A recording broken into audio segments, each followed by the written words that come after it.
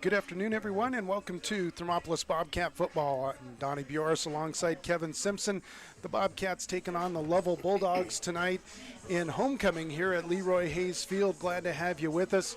The Cats picking up a win last week in their first game of the season, taking on the Kimmerer Rangers, picking up a big win a week ago. And Lovell comes in ranked number 4 in the state, and they are 2-1 on the season and 1-1 in conference play. The Bobcats looking to stay perfect in conference play tonight. And Kevin, bringing you in here, good win for the Cats last week in week 1, but Lovell is not Kimmerer. No, I'm looking at this sheet that we have all the Lovell stats on and all the Lovell players, and you're looking through some of these guys, and they're 6'2", 265, and I mean 240. We didn't see guys on Kimmerer. Could have combined a couple kids and not got to 260. But I mean, yeah, then they travel a lot more kids than Kimmerer does, so they're a little deeper. If we look at their stat sheets, I noticed they've got about 4 or 5 people who are going to probably carry the football as well. So I mean, they've got guys, and a lot of these guys, I noticed their names from last year. We called them, and so a pretty good program, and going to be a pretty good test for the Bobcats here tonight in their second home game. Again, it's homecoming here tonight for the Bobcats, and it's strange that it's game 2 for the Cats, and we're already at homecoming. But that's what happens when you get sent home for a couple weeks, and you get your season started a little bit later than everybody else. But it should be a good one here tonight, and we're looking forward to bringing it to you. This is the Got You pregame show, KDNO 101.7. Back in 60 seconds. Menu of burgers, specialty lattes, and blended drinks. Open 6 a.m. to 2 p.m. Monday through Saturday and closed on Sundays. Find them at 510 Park Street, Dairyland and Hot City Coffee. Your all-in-one choice for Thermopolis.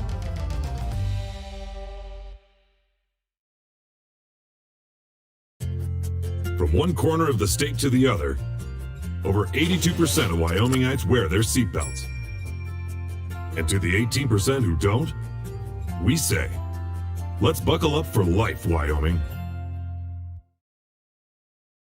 Did you know the Gatti Rehabilitation and Wellness in Thermopolis also has something called the Gatti Wellness Center? It's your dream gym with cardio equipment, cable machines, free weights and dumbbells, hydraulic resistance machines, and personal trainers that care about your goals. The Wellness Center is huge and includes a rock wall, pegboard, sled, tires, punching bags, squat rack, and a whole lot more. Check out the Senior Wellness class. To take the first step to a healthier you, visit gatti.org.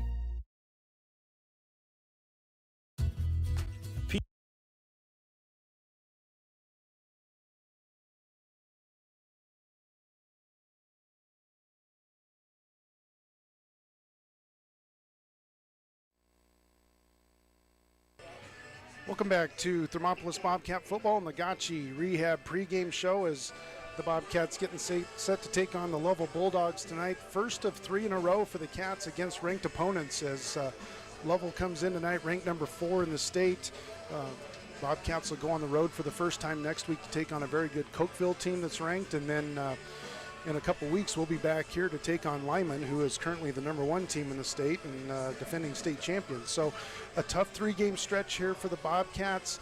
Going to get a much better idea what this football team is like tonight. Yeah, I don't want to discount Kimmerer's program at all. I mean, they're doing their thing over there, but Lovell, like I said, a lot of returners from last year. We kind of know what to expect. A lot bigger guys, and I think it's really, like you said, it's going to be more of an eyeball test for the Bobcats to see how they stack up against a more balanced, more competitive opponent, I guess would be probably the right way to put this. So yeah, you're at home, which makes things a lot better. So you're going to have that crowd behind you, hopefully, with homecoming. But like you said, it's going to be a lot bigger, harder task, and it's going to be a lot more of a measure of what kind of team the Bobcats are. Game last week, a good game for Rhodey Farrell, 188, almost 190 yards on the ground, 4 touchdowns on the ground. We saw Adley Coyne now moving from offensive line to a back, a slot receiver. He kind of can do a little bit of everything for the Cats. He led the Cats in receiving, had a couple of touchdowns. And then that Bobcat defense last week got turnovers when they needed to make a play, come out on the plus side of the turnover margin. a good start for some key kids that are going to play a big part in how this season goes. Yeah, they had a really good first game, and Adley Coyne, like you mentioned, did a really good job making that switch from lineman to more of what we call a skills player, skills position. Another thing to note tonight, I was looking through and talking to Coach McPhee. We're going to have a freshman starting at center tonight at Logan Defoe, with Hazen Thurgood out due to an injury, from what I hear. So going to be interesting to see how a freshman does, starting varsity. And Bobcats run a lot out of that shotgun type of situation. We've seen some things happen there with a young center. So we'll see how that goes tonight, and interesting to see how this shakes out against the Bulldogs. Welcome to varsity football. You get to take on the number 4 team in the state. Yeah, right. As a freshman, holy cow. We're going to take a short break, come back. Kevin had a chance to sit down with Coach McPhee. We'll have that interview for you. It's the Gotchi Rehab pregame show, KDNO, back in 60. Pizza is proud to sponsor Thermopolis Youth Athletics. When you open the door, it hits you. The smell of freshly baked wings or pizza. Your Stonefire creation comes out with the perfect golden brown crust, fresh toppings, and melted cheese that some can only dream of. Don't forget to check out the Pizza of the Month. Enjoy your meal inside or under the pergola. P6 Station Stonefire Pizza, 544 Park Street in Thermopolis. For a place to relax, sip on your favorite specialty lattes or tea, and find the best gifts for any occasion, Storyteller is the place for you. Books brimming with compelling stories, gifts for the kids like Legos and coloring projects, and something for your family and friends like hats, jewelry, or a bag of award-winning Mountain Air roasted jackrabbit java. To learn more, visit StorytellerWyo.com or swing by at 524 Broadway in Thermopolis.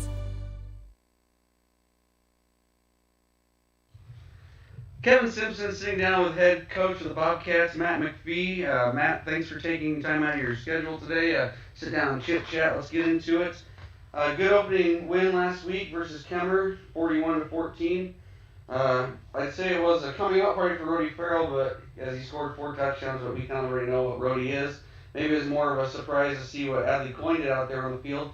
Just kind of recap that game for me and our listeners. Yeah, you hit it on the head. It was it was a good win, a team win, really. Rody got in the end zone. He looked good. His speed looked good. Just he hit the hole really hard a few times. But we know he's a good football player, and we're going to need him to continue to do well as we go forward. But yeah, Adley Coyne was. It was good to see him get out there. I think it's been a long time coming. With him in the program as a senior this year, and in a different role than he was a year ago. But Adley practices well too. It really isn't a secret. We film our practices some, and I was watching film last night, and he's just a good football player. He really is, and we're excited for the year that he's going to have going forward. Last week the Bobcats racked up 271 yards on the ground, and this week you get Lovell in a homecoming match. Lovell, according to the stats, is the number 1 defense against the rush, only allowing 74 yards a game.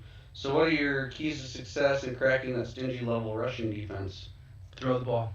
Throw the ball? Yeah, we're going to drop back and we're going to let it go. We've got some kids that can go up and catch it. We'll run the football. You've been around this program enough. We're still going to run the ball. It's I think we did a good job, obviously, against Kemmer, but Lovell's they're going to bring a little more resistance up front. They've got some bigger players. We've got a kid, I think, that's throwing the ball pretty well, and we're going to put a little bit of work on him, and we're going to ask some kids to go up and make some plays. So, Lovell does have a good defense, but I think we've got some good players, and I think we'll make some plays down the field. Your offensive line looked pretty good, so I think it's probably a pretty good test for those guys coming up here Friday night, see what they can do against that front. On paper, it looks like Lovell gives the ball to a lot of different players, 5 of them kind of actively involved in that rushing game. What type of offense can we expect to see at a Lovell, and what's your game plan against that? Yeah, they're multiple. They remind me of us a little bit. When you turn them on, they'll get into a couple different sets. Some power sets. You'll see some pro sets with tight end, 2 back, 2 receivers to the offside. So quite a few things that you need to prepare for going into the week. But with that being said, I think we've done our homework. I think we have, there's always going to be teams always are going to bring you something that you didn't see during the week. And we know that, so we have to play base sound defense with gap integrity. But I really think we'll take a big step. I know Lovell's, on paper, for what it's worth, I think they're a better football team than Cameron. I think they're more experienced. They're just in a different place. So it's a good test, and I think most teams make a good jump from week 1 to week 2. And as most of these teams are going into their 4th week, here we are going into week 2. And to me, this is where we need to step up and improve from what we did week 1. Seems like we talk about this every year with homecoming, but lots of stuff going on throughout the year or throughout the week with homecoming. Not every coach's favorite thing. Wyatt McDermott gets homecoming king. It sounds like he's on your team, so a lot of stuff going on there. I was talking about keeping the focus. How does it look this week at practice? I stopped by the other day. It looked like kids were pretty in tune with the job they need to get done. Is that what's going on? Yeah, I mean, we talk about it once in a while. I mean, homecoming's, from a coaching perspective, it's not ideal because there's a lot of other activities going on. But, let's be real. We're coaching 14 to 17 or 18-year-old kids. Every day's homecoming for these kids. For 2 hours a day, we're trying to get them dialed in. And they've done a good job of it, and that's on us as coaches. And, we ask them, hey, go have fun, go do what you need to do. But when you're out here and it's time to get better, we're going to go get better. And I think we've done that this week. So this week for Rapid Fire, we're going to test your knowledge of NFL players and the colleges that they attended. I'm going to give you the player and you give me the college. I've got 15 of them, so I think we talked about passing grade for you to have to get 11 out of 15 right. So we'll start with Alvin Kamara. East Coast, West Coast. We're going to go with East Coast. Oh, goodness. Louisville. Tennessee. Jeez. Christian McCaffrey. Stanford. Ben Roethlisberger. Miami of Ohio. Matt Ryan. Boston College. Correct so far. Rob Gronkowski. Arizona. Yes. Travis Kelce. East or West? Midwest. Travis Kelce. Let's go. Iowa. Cincinnati. Bobby Wagner. Seattle Seahawks? Yep. Utah State. Correct. Taysom Hill. BYU. Aaron Donald. Guy's a beast. Yes, he is. For the LA Rams, I believe, or did he get traded? He's there. Aaron Donald. Oh, goodness. East or West? We're East. East. Clemson. Pitt. Got it. Jimmy Garoppolo. Ooh. Jimmy G. Obscure. Let's go. It is obscure. Ohio. Eastern Illinois. Well, that's the other famous quarterback that's in Eastern Illinois? Yeah, Tony Romo. Correct. I'll give you a bonus point for that. There we go. David Johnson. Who? David Johnson. Who's David Johnson? Former Texans, current Texans running back, former MVP for the Arizona Cardinals years ago, running back. Oh, UW. No, Northern Iowa. Goodness sakes, they're getting tough. Adam Thielen. Minnesota State at Mankato. Yes. Carson Wentz. North Dakota State. What 2 colleges did Russell Wilson attend? North Carolina State and the University of Wisconsin. Correct. There are 3 Watt brothers. Where do they go? Wisconsin. And bonus points. Can you name all 3? TJ, JJ, and OJ. No. TJ, JJ, and Derek, the one who does not go by an abbreviation.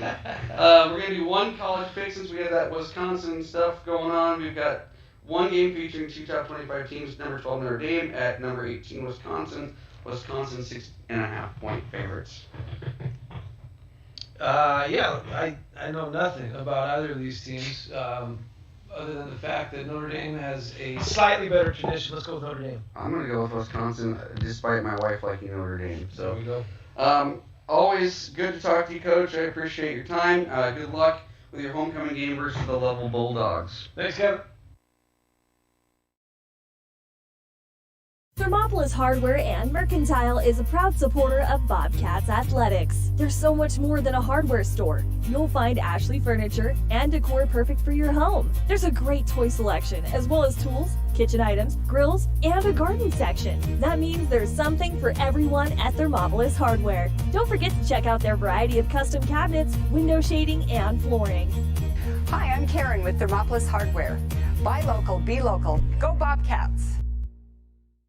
Gotchi Rehabilitation and Wellness knows what it means to be on top of your game. For over 60 years, Gotchi has led the field in providing physical therapy, occupational therapy, and wellness in Thermopolis and their facilities in Moreland, Basin, Powell, Cody, and Shoshone. Whether you're recovering from an injury, decondition, post-stroke, or just looking to take control of your health, you'll find years of dedicated experience paired with personal care at Gotchi Rehabilitation and Wellness. Learn more at gotchi.org. Kevin Simpson sitting down with head coach of the Welcome back to the Gotchi Rehab pregame show as we lead you up to kickoff between the Bobcats and the number 4 Lovell Bulldogs tonight here from Leroy Hayes Field. The Cats coming in 1-1 on the season, 1-0 in conference play after their win last week versus Kemmerer. Lovell comes in ranked number 4 in the state. They are 2-1 overall, 1-1 in conference play. They won their first 2 games of the season. Week 1 against Bighorn, they pitched a shutout, and then they defeated Mountain View in week 2 before losing to Lyman last week, 34-15. Lyman now the number 1 team in the state this week in the WyoPreps coaches and media poll. These 2 teams met a year ago up in Lovell. It was a really good football game up in Lovell, 23-20. The Bulldogs came out on top. The Cats had a chance late in that ball game, but it was a really well-played game by both teams. The Cats coming up 3 points short in that one. All-time, Lovell leads the series 41-37. The Cats are 22-17 against Lovell here at Leroy Hayes Field. Bobcats looking to snap a long Lovell winning streak in this series. Lovell's won the last 7 meetings between these 2 teams and 8 of the last 10. So the Cats looking to get on the right side of things here against Lovell this evening. Bobcats being led offensively by Rhodey Farrell, comes in 188 yards last week, rushing 4 touchdowns, averaging 13.4 yards per attempt on the ground after that win last week. Adley Coyne, the leading receiver, 103 yards receiving, a pair of touchdowns, averaging 25, almost 26 yards per reception, and he leads the team with 25 defensive points as well. Gavin Shumway had 153 yards passing last week, a couple touchdowns, no picks, and he also added 66 yards on the ground for the junior quarterback. Along with Coyne on the defensive side, Austin Barrell had 24 defensive points and a fumble recovery, and Eli McCumber 22 defensive points a week ago, and he also had a pick for the Bobcats, and those 3 really anchor that Bobcat defense. For Lovell, some names you'll hear tonight quite a bit. Dallin Mangus, the leading rusher, 340 yards through 3 games. He has 3 touchdowns and averaging just under 5 yards per carry. Monterde, also 115 yards rushing. He has a touchdown. He's averaging 6 yards per carry. And he also has 104 yards receiving for the Bulldogs. The quarterback listed in the stat sheets that we've been looking at is Davin Crosby. However, we do not see him out on the field for the Bulldogs, but he came in with 306 yards passing, a touchdown and a pick, and the person quarterbacking Lovell right now through the pregame stuff is Blake Wilson, a 6'2 sophomore. So it'll be interesting to see what goes on once the game starts, but right now it looks like it's going to be Blake Wilson at quarterback for the Bulldogs. Preston Nichols, a name you'll hear a lot on the defensive side tonight, comes in leading the Bulldogs with just under 14 defensive points through 3 games. He's had 3 tackles for loss and an interception for the Bulldogs early on here this season. It's weird, and I think we're going to be saying this a lot this season, Kevin, but Lovell's playing their game that's at the midpoint of their season tonight, and the Bobcats are playing game number 2. We talked a little bit with Coach McPhee last week in the post game about conditioning after a couple weeks off and what kind of legs the kids had underneath them. He wasn't thrilled maybe with some of the conditioning there in the second half, but that's one of the things that'll be something that we'll keep an eye on tonight is what kind of legs do these kids have under them after a game last week, a full week of practice this week. Do the Bobcats look stronger in the second half than they did maybe a week ago? Yeah, you can talk about conditioning as much as you want, and we talked about Lovell travels with a decent amount of players here. I think they're going to run a lot of guys in and out. As you see their stats that we have, there's a lot of names on there that have carries and stuff. So, the Bobcats not as deep, I don't think, position by position as probably Lovell might be, but you just hope that your kids take conditioning seriously in practice. I popped in this week and it looked like they were pretty good to go. Coaches trying to keep things a little light at times, but conditioning is probably going to be one of those things tonight where you're going up against a much bigger, much physical team. It's going to take a little more effort out of you this week. So, yeah, Lovell, a lot more experience in that aspect going into their fourth game, and Bobcats going into their second. So we'll see how that shakes out. We will see how it shakes out. We'll take a 60-second break, come back. Kevin will have his keys to the game. It's the Gotchi Rehab pregame show, KDNO, back in 60. I'm Travis Winger. I'm a financial advisor with Edward Jones. And we do, I pride myself on helping people with financial planning, achieving whatever goals are most important to them. The most valuable thing you have when it comes to planning for your future is time. The sooner you start and the more detailed your plan is, the better chance of success you have. First timers are my favorite people to work with because they're hungry to learn. And coming to see me doesn't cost anything. I don't charge for appointments, I don't charge for anything. Come in, talk to me, and all you'll leave with is a little bit more knowledge than you came in with. Edward Jones Financial Advisor Travis Winger, 435 Arapahoe Street, Thermopolis. The choice is yours. Sutherland's Friends of the Family Plus Consumer Credit Card lets you choose from 5% off instantly at the register or special financing on qualifying purchases. That means no forms, no waiting, no rebates. You can choose 5% off instantly with your Sutherland's credit card. Got a big project? Choose special financing. The choice is yours with Sutherland's Friends of the Family Plus Consumer Credit Card. Subject to credit approval. Minimum monthly payment required. See store for details. Only at Sutherland's. Welcome back to the Gotchi Rehab pregame show. Donnie Bioris alongside Kevin Simpson, and with our Travis Winger, Edward Jones, keys to the game. Here's Kevin. For the first key to the game tonight, I've got control the line. We talked about Lovell, big, strong guys up front. It's going to be a big test for that kind of rebuilt offensive line for the Bobcats, so they've got to do some work in the trenches tonight. Key number 2, I've got be diverse on offense. We talked about Lovell is tough against that run. The Bobcats need to be able to pass the ball, but I don't think they need to completely abandon that run game. That's kind of their bread and butter. Rody Farrell running through people last week. So being diverse on offense is key number 2. Key number 3 is to keep focused. This week was homecoming. There's activities going on at halftime. We've got homecoming royalty that takes some of those kids away from the halftime right off the bat, going in and getting refocused. So I think keeping that focused is a big thing for the Bobcats tonight during homecoming. So that's key number 3. So those are your Edward Jones keys to the game, brought to you by your local advisor, Travis Winger. Thank you, Kevin. And I think line of scrimmage on both sides of the ball is going to be a big one tonight. You alluded to it in the open, the size of the Lovell football team. And, you go down the roster, you see that they've got a kid listed at 250, one at 265, one at 275, 235. Coaches embellish those numbers. I know that. If you see a roster that has a kid with listed as a weight of 130 pounds, he's actually more like a $120, maybe a $115. So coaches do embellish those numbers, but certainly a size advantage tonight for Lovell, and it's going to be interesting to see who starts to own the line of scrimmage, because that'll be big for both teams tonight that like to run the ball. Oh yeah, absolutely. I think that's going to be a kind of the tail of the game, or what's going to decide a lot of it. But I think we're getting ready to do the anthem here, Donnie, so we'll take a quick break and come back after that. You're listening to the Gotchi Rehab pregame show, KDNO, back in 60.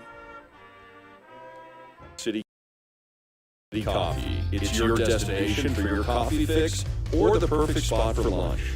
The place you know for afternoon fun is also where you can try their full menu of burgers, specialty lattes, and blended drinks. Open 6 a.m. to 2 p.m. Monday through Saturday and closed on Sundays.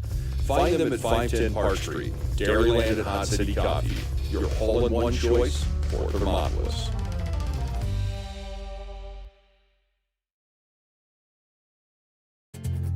From one corner of the state to the other, over 82% of Wyomingites wear their seatbelts.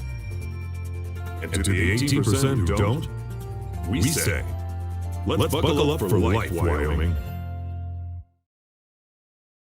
Did you know the Gotchi Rehabilitation and Wellness in Thermopolis also has something called the Gotchi Wellness Center? It's your dream gym with cardio equipment, cable machines, free weights and dumbbells, hydraulic resistance machines, and personal trainers that care about your goals. The Wellness Center is huge and includes a rock wall, pegboard, sled, tires, punching bags, squat rack, and a whole lot more. Check out the Senior Wellness class. To take the first step to a healthier you, visit gotchi.org.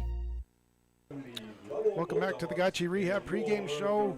Bobcats taking on the Lovell Bulldogs, homecoming 2021, and with the starting lineups, here's Kevin.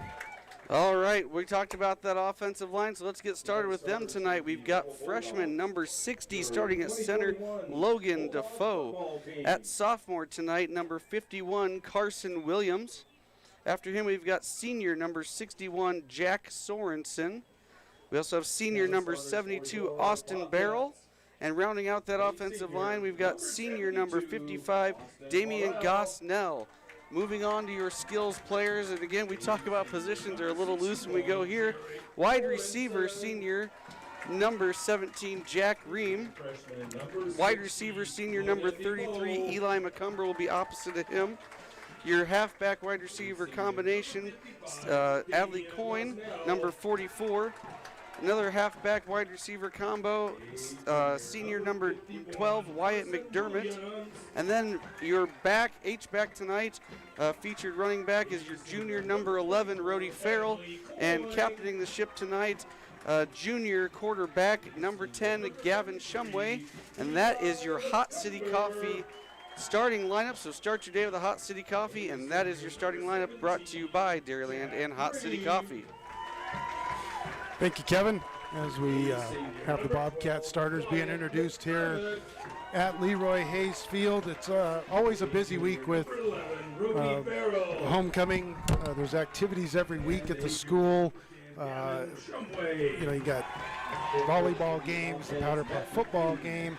Lady Cats playing tonight against, I believe it was Buffalo here this evening. So a lot of stuff going on with homecoming. I thought it was funny what Coach McPhee said. Every night's or every day's homecoming for high school kids, but it's always a challenge for the coaches to keep kids focused, keep their mind on the things that you want their mind to be on, and excited for the Cats to take on the Bulldogs tonight here, and we're about set to get things going. The Lady Cats did host Buffalo tonight at Bobcat Gym. They'll be back at it tomorrow when they host Farson Eden, a 1A ranked volleyball opponent at Bobcat Gym, and then Lady Cats will host the Bobcat Invite next Friday and Saturday here at Bobcat Gym. So the Lady Cats get to stay home for at least a couple weeks and play some volleyball matches here at Bobcat Gym. So if you're able to, please get out to the gym and support the Lady Cat volleyball team. Cross country team hosting the Bobcat Invite tomorrow up at Thermopolis Golf Course. That'll get started at 10 o'clock tomorrow morning, so you're really your only chance to see the Bobcat cross country team in a home meet tomorrow morning up at the golf course. The Cats will receive to start this one. We are just about to get going. Rody Farrell and Adley Coyne deep for the Bobcats, and set to kick it off will be Kaysen Heiser for the Bulldogs. Puts the toe to it. Big kick down to the 5-yard line, fielded there by Coyne. Adley out over the 15 to the 20, right side, over the 25. Out near the 30, flag comes in. This probably will not start at the 30-yard line where he was tackled. We're going to have a penalty here on the kick return, and it will back the Cats up as the officials talk to Lovell and get their decision on what they want to do here. I don't know what there is really to discuss. You take the penalty and you back the Cats up.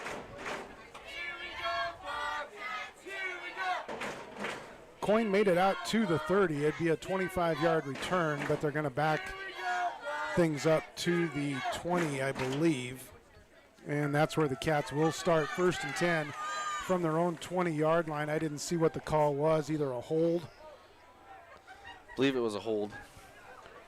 So the Bobcats come out first series of the ball game. Shumway in the backfield by himself, 2 receivers to the near side, 3 far side. Snap back, quick throw out to Farrell. Rody's got it at the 25, makes a man miss, and pushes out to about the 26. Now they're going to spot it right at the 25-yard line, so a gain of 5 for Farrell on first down. Quick throw from Shumway, and Coach McPhee said they were going to throw the ball tonight. You know, I kind of teased him about that because he's told me that for ages, that we're just going to air it out. And we know what the Bobcats are usually. And Coach McPhee likes to keep things balanced. Yes. He's certainly not a run-dominated type of a coach, but same formation for the Cats. They'll put 3 receivers far side. Now put Farrell in motion from right to left. 2nd and 5 for the Cats. Snap back, quick throw outside again. Little bubble screen to Farrell. He makes one man miss as he gets out over the 25 to about the 27, maybe the 28-yard line before being brought down. Bring up 3rd and short for the Cats. They'll spot at the 27, so another short gain on the pass for the Bobcats will bring up 3rd and 3.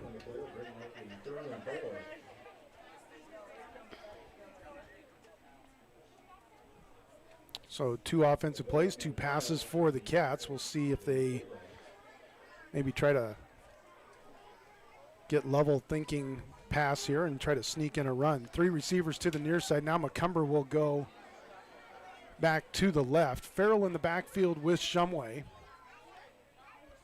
Now Coyne will go in motion right to left. Snap back, hand off to Farrell. Rody's going to not make it. He picked up about a yard and then a big hit.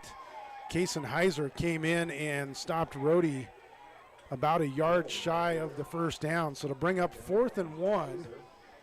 And an interesting decision here right off the bat for Coach McPhee. Yeah, I think they're going to pull the trigger and go for this. The offense is staying on the field. Shumway got the call from Coach McPhee. They break the huddle and, at least for now, appear to be going for it. McDermott and Ream split to the near side. Farrell in the backfield to the left of Shumway. Coyne and McCumber split to the left. Snap back. Hand off. Farrell, nope, keeper from Shumway, and he's not going to make it. He got back to the line of scrimmage, and the Lovell defense turns the Cats over on downs at the Lovell 29-yard line. So good field position for the Bulldogs for their first offensive series. Good misdirection, kind of that delayed sneak by the quarterback, but like we alluded to, Lovell's tough up front and didn't bend at all on that one.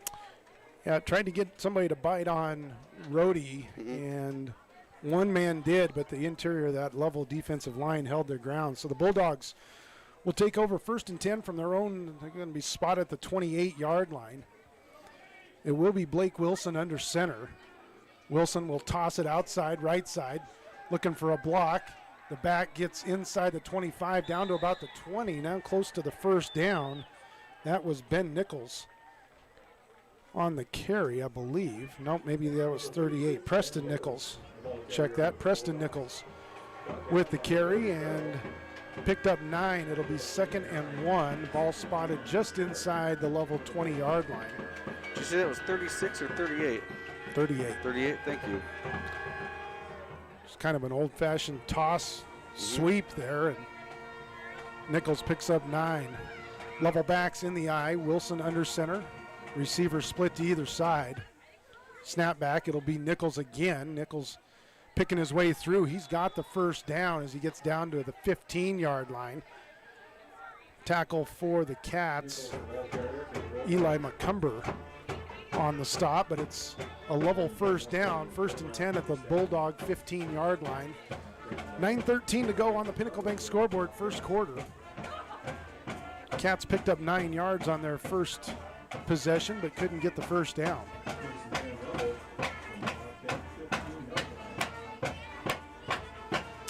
First and 10 Bulldogs from their own 15. Wilson under center, backs in the eye again. Hand off. This is Nichols off left tackle. He'll pick up about 4. That tackle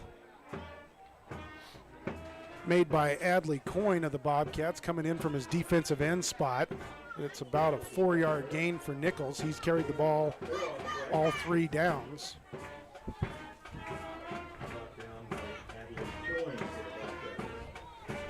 Not a lot of mystery to this Bulldog offense so far. They're going to line up and try to smack you in the mouth. Yep. 2nd and 6 for the Bulldogs. Ball spotted just outside the 10-yard line. Backs in the eye again, same formation. Same play to the right side. That's Nichols. He's got the first down. He's pushing to the goal line, and he's got a touchdown. Touchdown, Bulldogs. Preston Nichols takes it in from 10 yards out. Number 36, Ben Nichols. And Lovell strikes first. They lead 6-0 on the Pinnacle Bank scoreboard.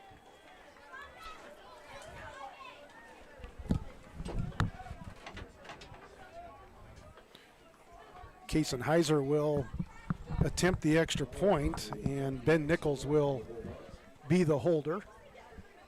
Snap back, ball down, big foot on Heiser, and he drills the extra point. 8:05 to go in the first quarter. Lovell strikes first. They lead 7-0. This is Cap Football KDNO, back with the kickoff in 60.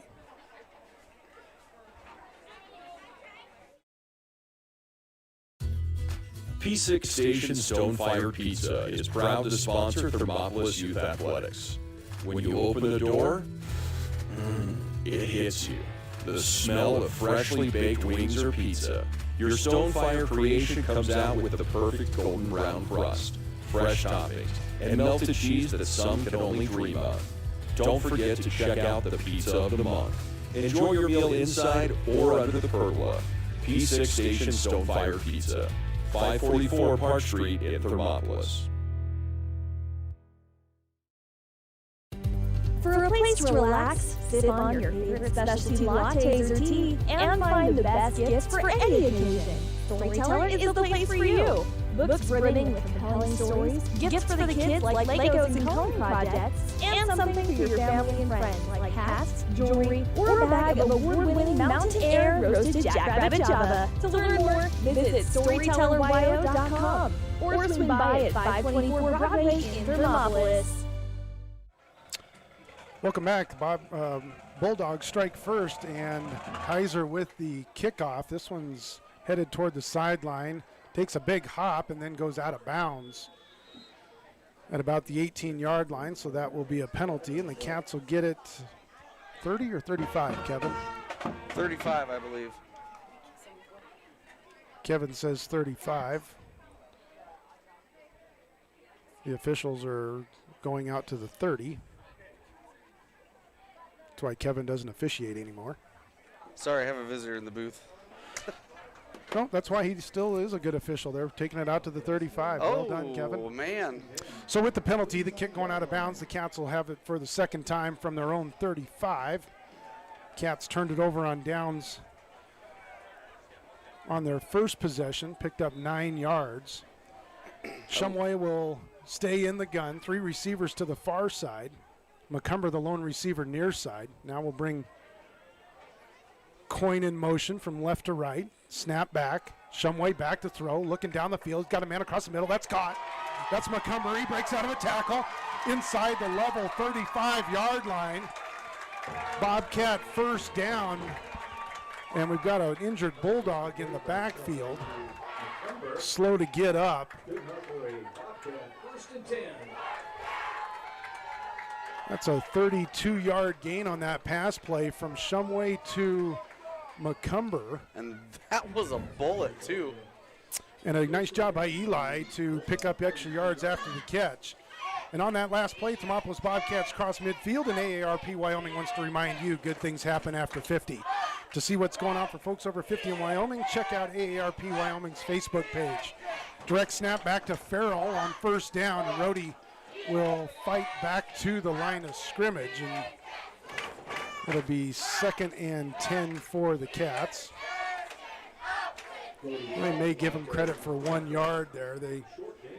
It will be a 1 yard gain, so 2nd and 9.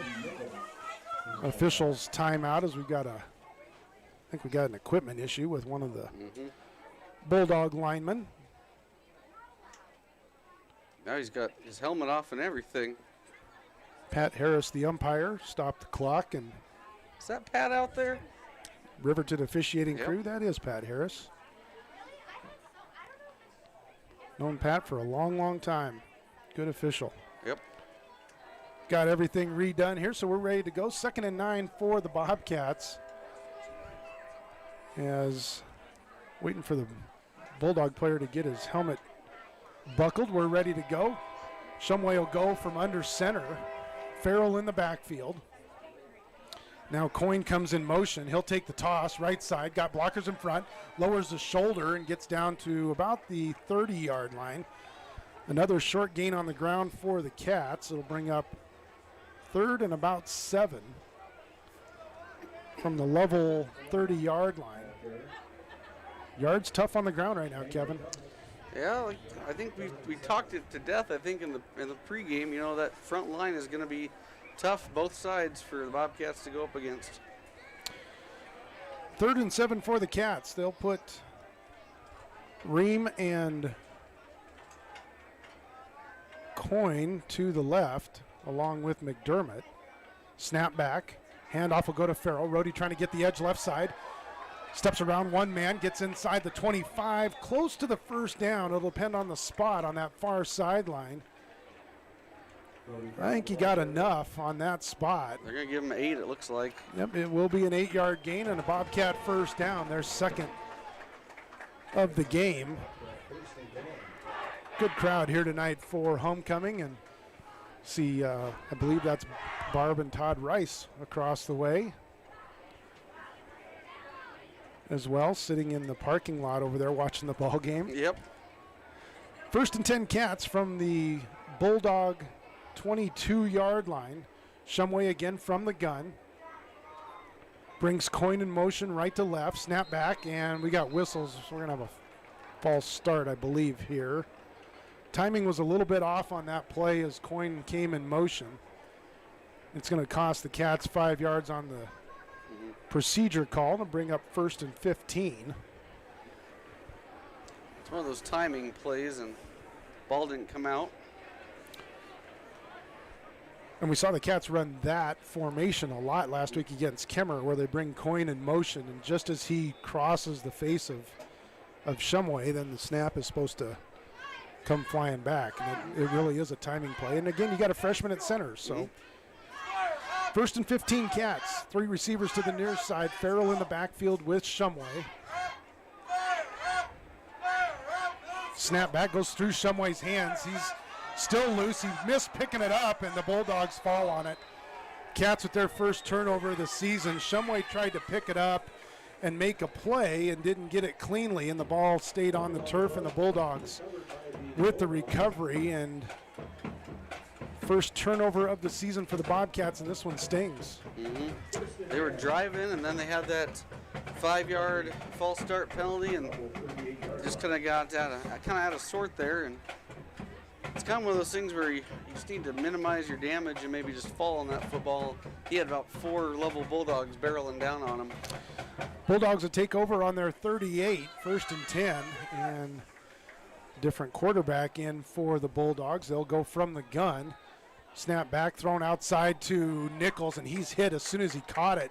They're actually going to lose a yard or 2 on this play.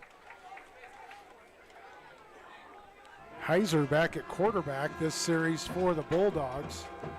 The pass went out to Nichols, and the Cats read that right away, and Nichols tackled for a 1-yard loss on that completion. So 2nd and 11 for Lovell from their 36. Heiser will stay at quarterback. He'll go from the gun. It's almost like one quarterback's the thrower and the other handles the running part of the offense.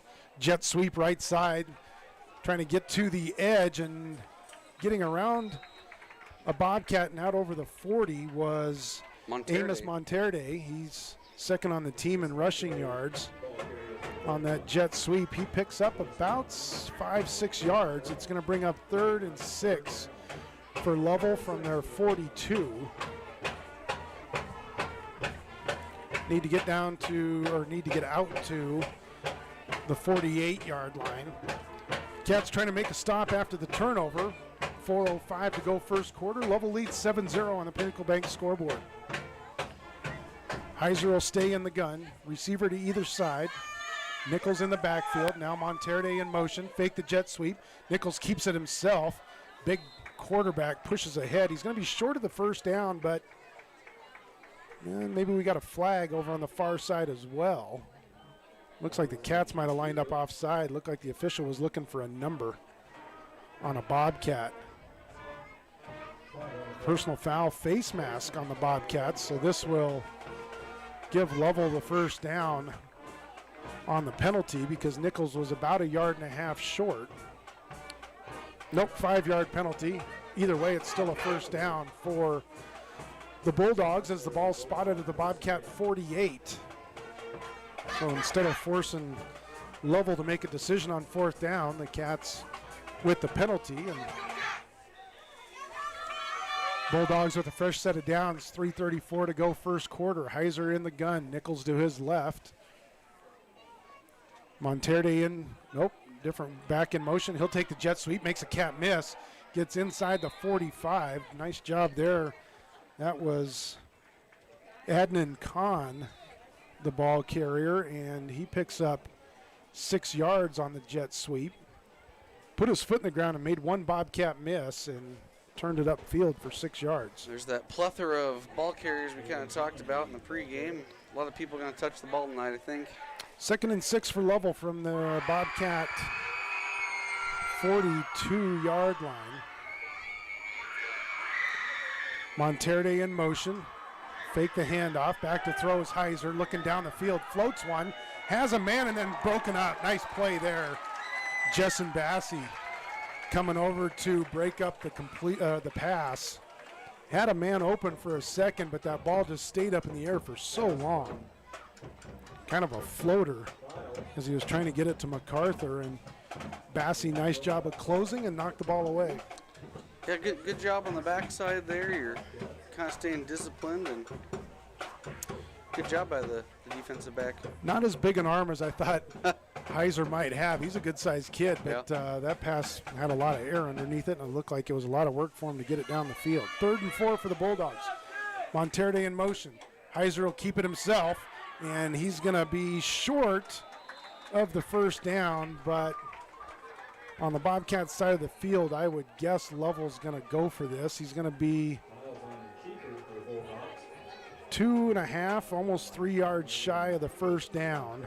Ball spotted at the 41-yard line of the Cats. Lovell will go for it.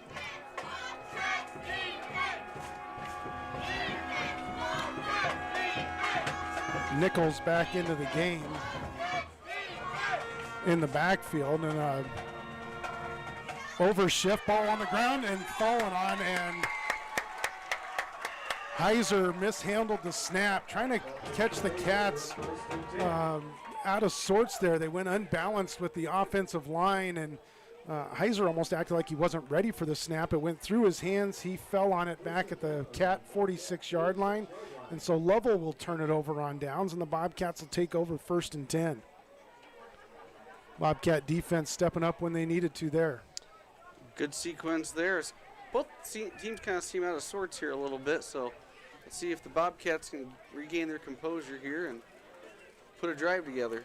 2:06 to go in the first quarter as the Cats take over 1st and 10, trailing 7-0 to number 4 Lovell. Shumway in the backfield by himself. 3 receivers to the far side, and we're going to have a delay of game call here. This was all out of whack the minute the Cats broke the huddles. This didn't look like all 11 guys were on the same page as to what the play was, where they were supposed to be lined up, and Cats with the 5-yard penalty, and now it's 1st and 15 from their 41. Going the wrong direction here.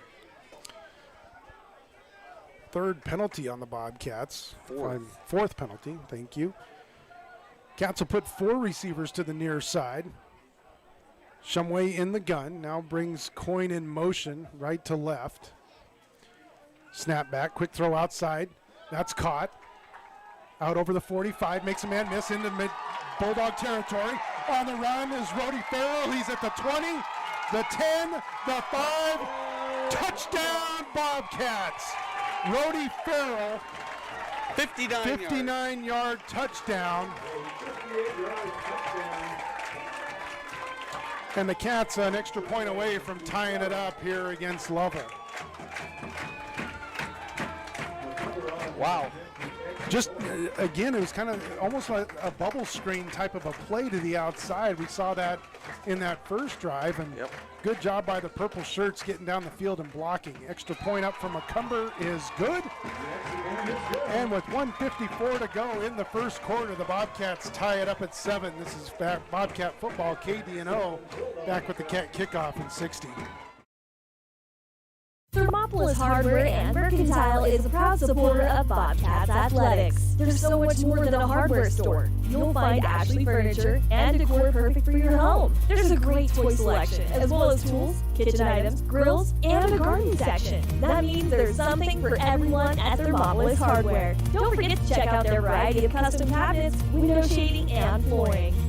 Hi, I'm Karen with Thermopolis Hardware. Buy local, be local. Go Bobcats.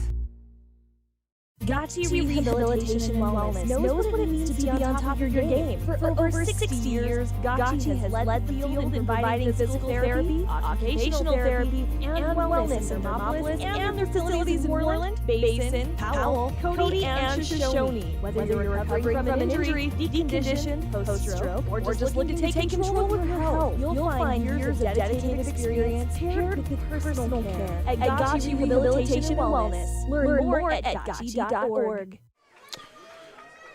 Bobcats with a 59-yard touchdown pass. Gavin Shumway to Rody Farrell. Extra point good, and the Cats have tied it up 7 apiece. 1:54 to go in the first quarter. And Cats set to kick it off here. I believe Jack Ream will kick it off for the Cats.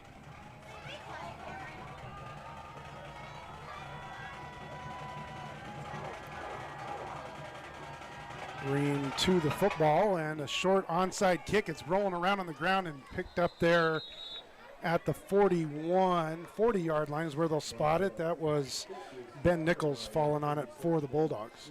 I stopped by practice this week, and I was about ready to call that onside because that was the formation they were working on in practice. I wasn't sure what all your hand signals were meaning there. This means onside. Lovell with it, 1st and 10 from their 40-yard line. They've had good field position to start all 3 drives. One started in Bobcat territory. It will be Wilson this series at quarterback. He'll go under center, backs in the eye. Handoff, first man through, that's Ben Nichols. And he'll just push the pile forward for about 5 yards. You got Ben Nichols and Preston Nichols in the backfield. Ben's the fullback. Both are juniors. Got to be twins, don't they? They got to be, and then they've got numbers that are very close to each other, so it's hard to. Yeah, one's 36, one's 38. You got to just look at who's the up man and who's the deep back. 2nd and 5 Bulldogs after the Nichols carry. Could you say they run a double Nichols offense? Sure. Okay. Wilson under center, Nichols in the eye. This will be Preston Nichols off right tackle, goes through an arm tackle of one Bobcat and gets across the 50. That'll be a first down as he gets to the Bobcat 49. That is actually Ben Nichols. He was the back man that time. All right, well, if we just say it's Nichols, we can't miss. So, well, it doesn't help me. I'll let you sort out which one got it. You're keeping the stats. Okay. 1st and 10 Bulldogs from the Bobcat 49. Clock goes under a minute to go here in the first quarter. Knotted up at 7.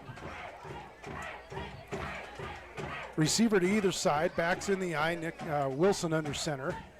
He'll take the handoff, gives it to Nichols, the eye back. He's in the Bobcat backfield inside the Cat 35-yard line. That'll be a gain of 15 and another Bulldog first down. And right now, that Bulldog offensive line is moving some Cats. Mm-hmm.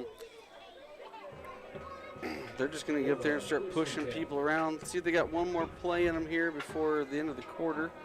Yeah, they got a big tackle out there, 6'5", 275, Quinn Lindsay. And he's a big boy at left tackle, or at left guard. Yeah. Backs again in the eye. Wilson under center again. First man through. Ben Nichols. He's got a first down. Now that's Preston Nichols. He's inside the Bobcat 10 down to the 7-yard line. That's a gain of 17, or excuse me, 27. It's going to bring up 1st and goal for the Bulldogs. I don't know that they'll get this play off. Clock's at 4, 3, 2, and they won't before the first quarter comes to an end.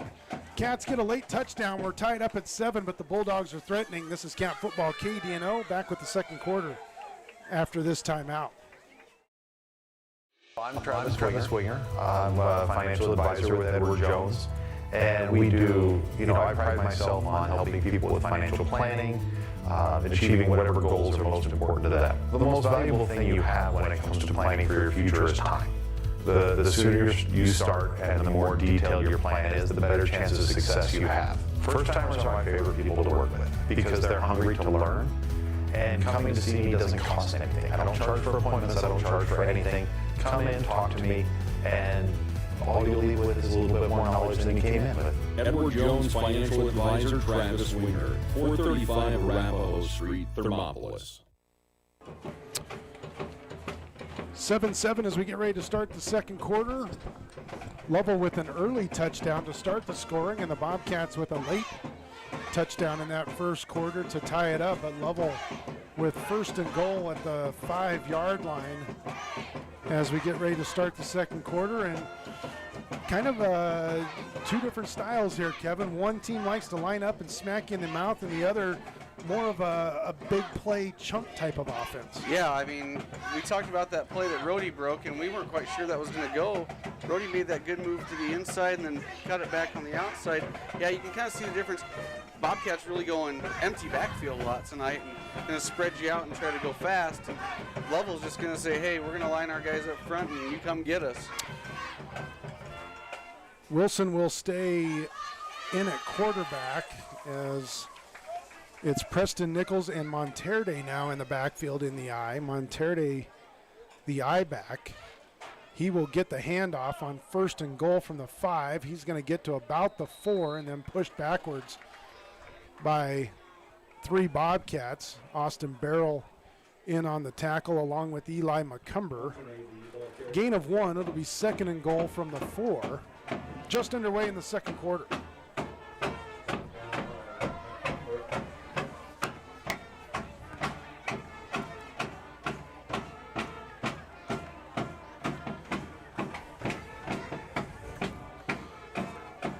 Wide receiver to either side. Wilson under center again. Now the Nichols brothers in the backfield.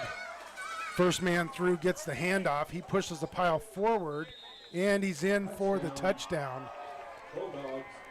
I believe that was Ben Nichols on that carry. It's a 4-yard touchdown run, and it puts the Bulldogs back in front 13-7, pending the Kaysen-Heiser extra point. Kicks this like he did the last one. They might have to go get this from the playground. Yeah, he's got a big foot. I was watching him kick field goals during warm-ups, and he was knocking them through from 35, which would make it a 45-yarder. And he's a lefty. He was drilling them. Snap down, kick on the way, looks good, and it is good. And with 11:13 to go in the second, Lovell goes back in front on the Cats, 14-7. This is Camp Football KDNO, back with the kickoff after this timeout. The choice is yours. Sutherland's Friends of the Family Plus Consumer Credit Card lets you choose from 5% off instantly at the register or special financing on qualifying purchases. That means no forms, no waiting, no rebates. You can choose 5% off instantly with your Sutherland's credit card. Got a big project? Choose special financing. The choice is yours with Sutherland's Friends of the Family Plus Consumer Credit Card. Subject to credit approval, minimum monthly payment required. See store for details. Only at Sutherland's. Thermopolis FFA is selling raffle tickets for a meat bundle that includes a rib roast, T-bone, tomahawk steaks, brisket, pork roast, bacon, and more. Tickets are $10 each. or 3 for $25. Find an FFA member at the entrance to Leroy Hayes Field to buy tickets. I could go for a T-bone steak right about now. Does sound pretty good. Right? Popcorn smells good down below us. If anyone's listening, send food. 11:13 to go, second quarter. Lovell with the 4-yard touchdown run to regain the lead here over the Bobcats. Ben Nichols with that 4-yard touchdown run. Heiser ready to kick it off, and high end over end kick that comes down at the 6-yard line. Adley Coyne will bring it out. Trying to get to the 20, and he's not going to make it. Going to get out to the 19, maybe the 18-yard line is all they're going to give him, and that's where the Cats will start, 1st and 10. And along with different styles of offense, big difference in where these two offenses have started their possessions in this game. Yeah, we had the one possession where they fumbled here, which we had good field position when we scored on that one. But other than that, yeah, starting us back here deep. A couple penalties to start drives, too, have not helped. Spotted at the 19, 1st and 10 Cats. Bobcats will put 3 receivers to the far side. McCumber, the lone receiver, to this side, and we got a timeout before the Cats get things going here. The Bobcats with the timeout. We're going to keep this one here as we kind of get everybody caught up on everything. 11:06 to go in the second. Lovell leading 14-7. It's homecoming. All kinds of things have been going on this week, and at halftime we've got the homecoming royalty being introduced. The Bobcat band's going to play at halftime. We also have the Bobcat Hall of Fame class that got inducted last night is going to be recognized out here on the track. It was a good time last night as we inducted Shauna Farrell. Used to be Shauna Buckner. Rhodey Farrell's mom went into the Hall of Fame last night along with Jack Cooper, who was a 1960 graduate of Hot Springs County, and Tom Zupan, 1976 graduate. And then the 2009 football team, state champion football team that myself along with Mark Witt had the privilege of calling that state championship game, the first of 2 in a row. They went into the Hall of Fame last night as well, and good to catch up with those guys and see Coach Mason last night as well. You know, I was a little offended that I didn't get my invite. It was open to everybody. If you read the newspaper, anybody could attend last night. I was the official statistician and video member of that team. Everybody I got my had a hat on chance to tonight come. just to remind you. Cats 1st and 10 coming out of the timeout. They'll put 3 receivers to the near side. Shumway in the gun, snap back. Looks toward Farrell, now throws inside to Coyne. Adley with the catch, gets out over the 20-yard line. It'll be a short gain, only going to pick up about 3. That looked like it might go for more initially. They're only going to give them 2, really. So 2nd and 8 for the Bobcats from their 21. Again, 3 receivers to this near side, McDermott, Coyne, and Ream. McCumber will be by himself on the far side, and Farrell will be just to the left of Shumway in the backfield. Play comes in from the sideline.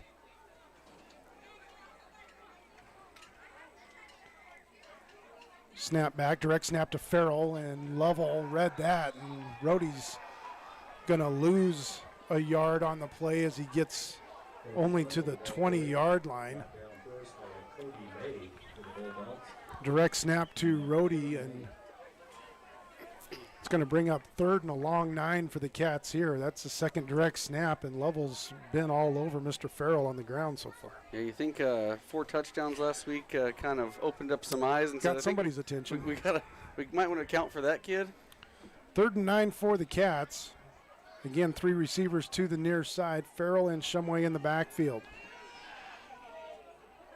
Shumway will bring Coyne in motion left to right. Shumway back to throw, rolling out to the right, pressure coming. Sidesteps one man, gets the pass off, that's caught. 1st down for the Cats out over the 35-yard line. Wyatt McDermott, I believe, on the reception. It was Wyatt, and that is a Cat first down as they get it out to the 37-yard line is where they'll spot it, almost the 38. So a 17-yard completion there for the Bobcats, and that was a big first down that was much needed. And good job by Shumway, keeping that play alive. Had to scramble out to his right side and did a good job throwing that ball in the run. 9:25 to go, second quarter. Lovell leads 14-7 on the Pinnacle Bank scoreboard. Shumway from the gun brings Coyne in motion again. Adley's getting his steps in, going in motion. Snap back. Shumway back to throw. Screen pass set up. It's to Farrell. Rohde's got some blockers. He's out over the 45. Across midfield. Makes a man miss. Gets to the outside. He's inside the 30. Inside the 20. And down at the 16-yard line. Bobcats set up a screen there, and a nice job by Farrell with the run after the catch, but a nice job by the Bobcat line getting out there and getting him the blocks that he needed. Another big play in the air for the Cats, and that's where they've had their success tonight is throwing the football. Cats 1st and 10 from the Lovell 17-yard line. 47 yards I've got on that one. Backs will go in the eyes. Shumway will go under center here on 1st and 10. And a little misdirection to Coyne. He's got room to run. Adley makes a man miss, puts a foot in the ground, cuts up field, and gets inside the 10-yard line down to about the 5, I believe, is where they're going to spot him. And there is a flag on the far side, and this is in the area of a block in the back, I think. It was out where Adley was. It's going to be a hold on the Cats.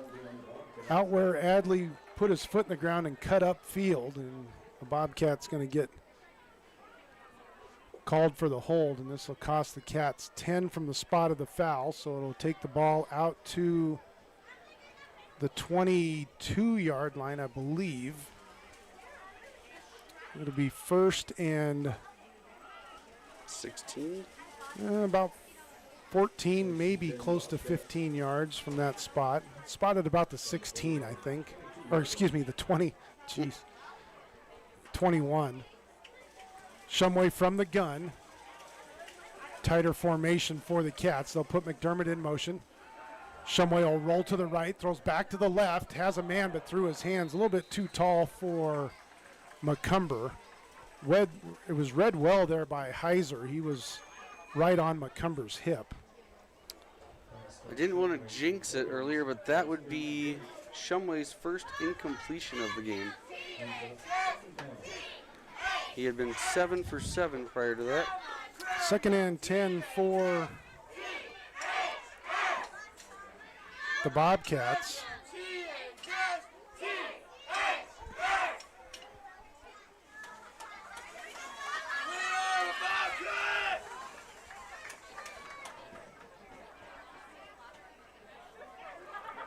Shumway from the gun.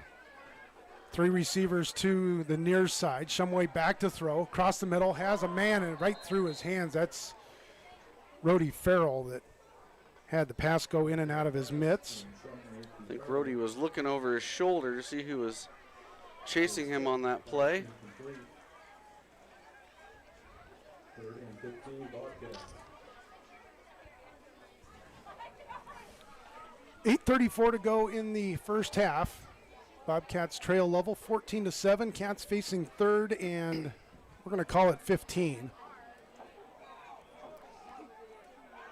4 down territory for the Bobcats, you would think. 4 receivers to the near side. Now Farrell will come in motion. Jet sweep to Rhodey on the left side, trying to get behind his blockers. Turns the corner. Rhodey couldn't get through a leg tackle. Gets down to about the 10-yard line before being brought down. And if he'd have stepped through that tackle, he's in the end zone for 6. But a good gain on 3rd down. It brings up 4th and about 3 for the Cats. A good 12-yard run, good hard run. And about 12 on the play will bring up a 4th and 3. Shumway will go from the gun. Farrell off his left shoulder. Now he'll move over to the right side of Gavin. McDermott in motion. Shumway will roll out to the right, looking to throw, trying to find a man. Rifles one to the end zone. It's tipped. Oh! Tipped and caught for the touchdown. Trying to get the player that caught that.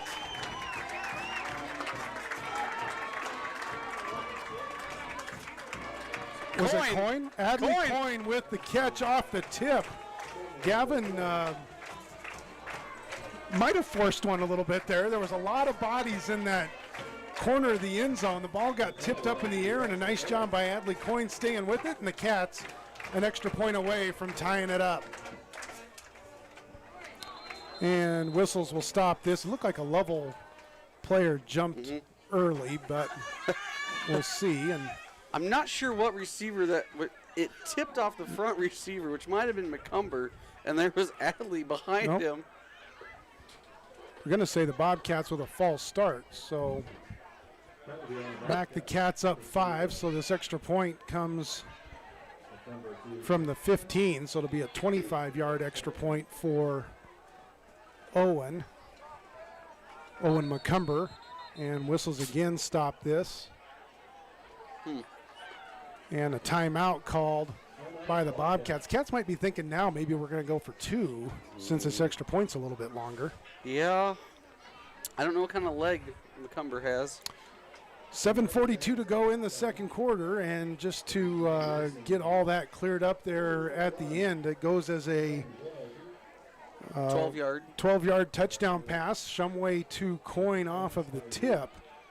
And again, nice job by Adley Coyne to stay with that ball after it got tipped up in the air. There's a bunch of bodies over in that corner of the end zone on that far sideline, and in all that traffic, he was able to find that tip football and haul it in. Yeah, some good concentration by him to sort all that out. It took us forever to figure out who even caught that. There was about 2 or 3 Bobcats stacked up on top of each other off that carom. And the numbers are hard to see on those black jerseys. In the back corner of the end zone, absolutely. Lovell with 2 touchdowns on the ground. The Bobcats with a pair of touchdowns through the air. And there's our kind of what we've been talking about here in this first half, a big contrast in the 2 styles of offense that these teams have. Apparently Coach McPhee was not lying when he said, how do you beat the Lovell rush defense? You just throw it. And they've ran a lot of pass plays where they get Gavin out of the pocket so that you don't have him just sitting back there and letting that Lovell rush come after him. They've got him outside the pocket, bought him some time, and he's been able to find receivers for the most part. Cats will go for 2 coming out of the timeout. Thought they might after the penalty. 2 receivers to the far side, 2 to the near. Farrell in the backfield with Shumway. Snap back. Gavin looking to throw. Throws, it's caught. That's McCumber, and he's in for the conversion. Wow. And instead of being tied, the Cats take the lead 15-14. 7:42 to go in the first half. You're listening to Cat Football KDNO. Back with the kickoff after this timeout. Hot City Coffee. It's your destination for your coffee fix or the perfect spot for lunch. The place you know for afternoon fun is also where you can try their full menu of burgers, specialty lattes, and blended drinks. Open 6 a.m. to 2 p.m. Monday through Saturday and closed on Sundays. Find them at 510 Park Street, Dairyland and Hot City Coffee. Your hole-in-one choice for Thermopolis.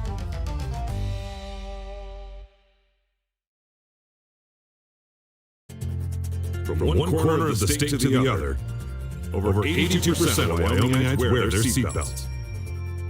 And to the 18% who don't, we say, let's buckle up for life, Wyoming.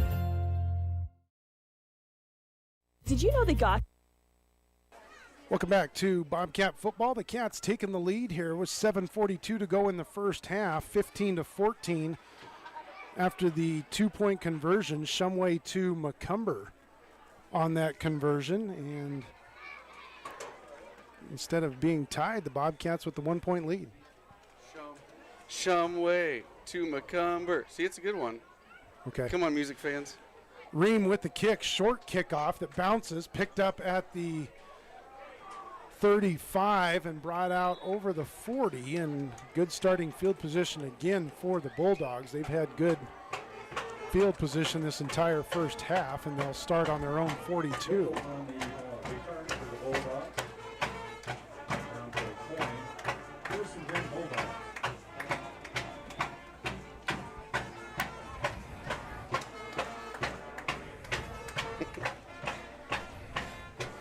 First and 10 Lovell from their own 42. 7:37 to go in the first half. Wilson will stay at quarterback this series for the Bulldogs. Backs in the eye. Toss to the deep back. That's Preston Nichols, and he's in the Bobcat territory. Inside the Bobcat 40, down to the 35. About a 23-yard gain there on first down for the Bulldogs, and just like that, the Bulldogs have it in Bobcat territory at the Bobcat 35-yard line. That was a pretty angry run, I guess is what you could call it. He just put his head down and started plowing people. And there's nothing fancy about their running. It's a toss sweep or they're going off tackle. Wilson again under center. Gives this one to the first man through. He's going to run over a couple Bobcats and get inside the 30. Down to about the 27, maybe we'll spot it at the 28-yard line. So a gain of almost 8 there on first down for Lovell. Preston Nichols again.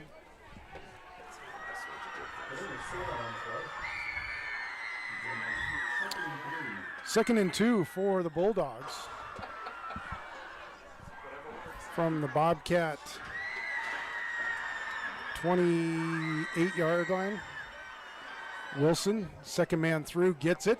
He's got the first down. He's got more as he's inside the 20, inside the 10, and he will score. Touchdown.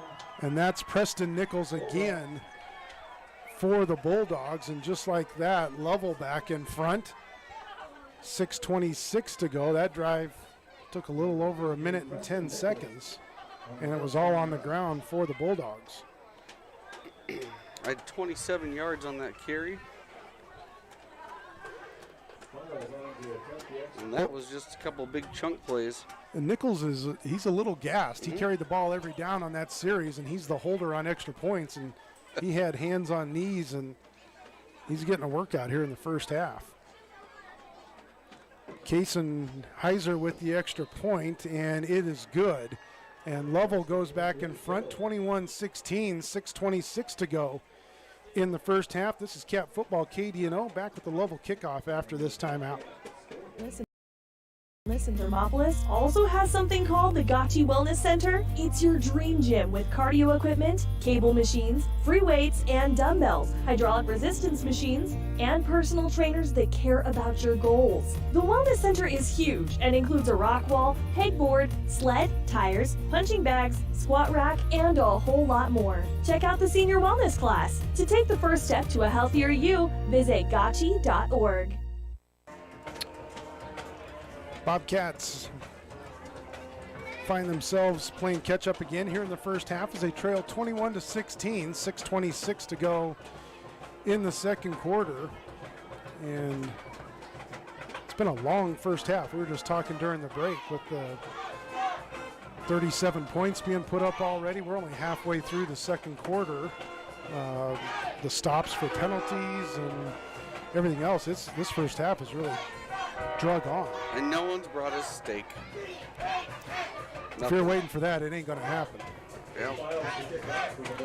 Heiser will kick it off for the Bulldogs. Farrell and Coyne deep for the Cats. That Lovell scoring drive, 3 or 4 plays, they were all on the ground. And it was all Preston Nichols on the carries.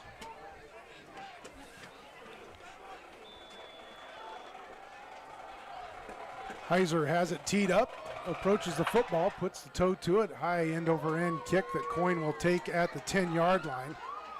Adley gets behind his blockers, gets to the 25, and high tackle there right up around his neck. No flag thrown. I don't see one at least. He will get to the 23 is where they'll spot it, and that's where the Bobcats will take over first and 10. I thought that was a little high. It was up around the top of the shoulders, shoulder pads, neck area. Could have easily been called. 1st and 10 Bobcats, trailing 21-15, 6:20 to go in the first half. Cats will put 2 receivers to the far side. Shumway will hand it off to Farrell. Rhodey, tough yards in this first half, and he's not going to get much here on first down, maybe a yard. I don't even know if they'll give him a full yard on that one. Back to the line of scrimmage, so 2nd and 10 Cats. I don't know what Rhodey's numbers are in this first half, but it can't be 30 yards on the ground, if 20. We don't even have 20 as a team right now. That's 19 total team yards on the ground. 2nd and 10 Cats, 2 receivers to either side. Farrell in the backfield with Shumway. Snap back. Shumway back to throw. Long throw down the middle in traffic, and that's picked off. Monterde with the interception. He brings it back over midfield. He's still on his feet. Inside the Bobcat 20 to the 10, and he'll take it to the house. There is a flag back at the Bobcat 20-yard line, and a Cat slow to get up. We'll see what the call is. Bobcat coaches are halfway out on the field.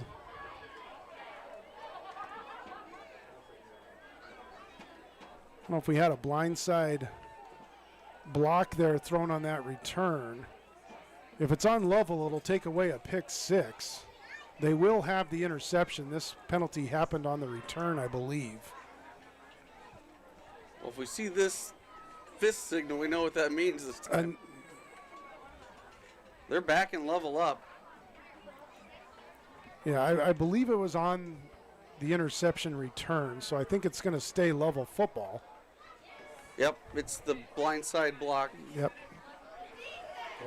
Adley Coyne was the Bobcat that was slow to get up, and I think he's the one that might have been the on the receiving end of that illegal block.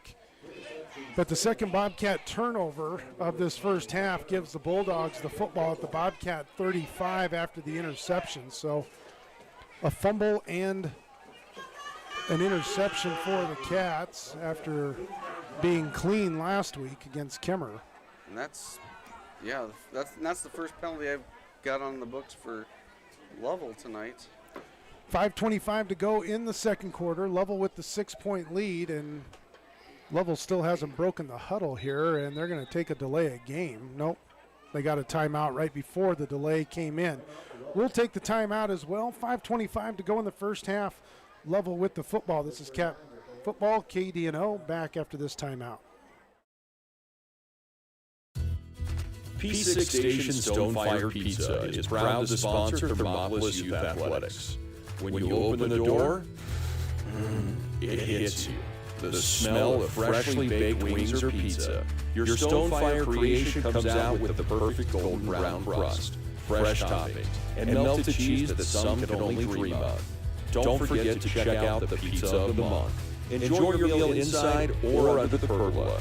P6 Station Stonefire Pizza, 544 Park Street in Thermopolis. For a place to relax, sip on your favorite specialty lattes or tea, and find the best gifts for any occasion, Storyteller is the place for you.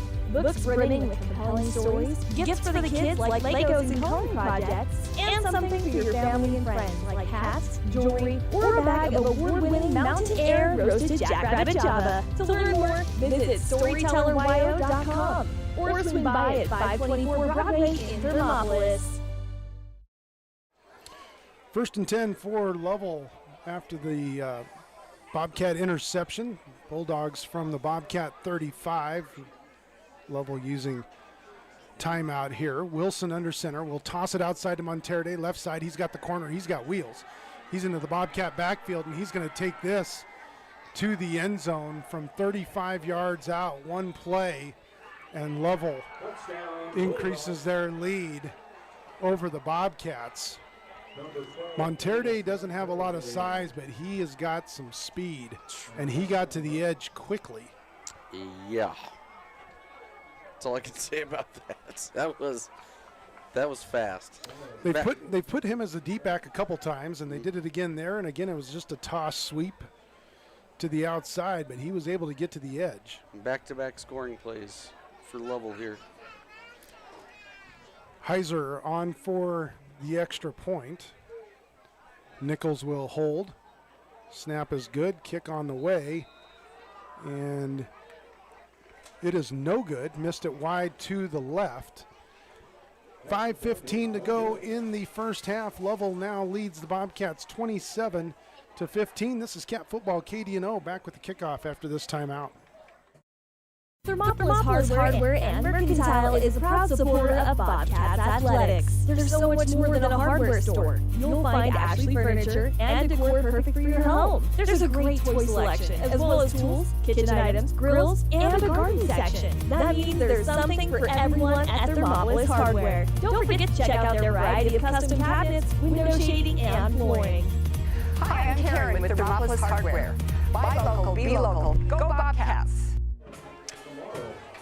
Bobcats trail by 12, 5:15 still to go here in the first half.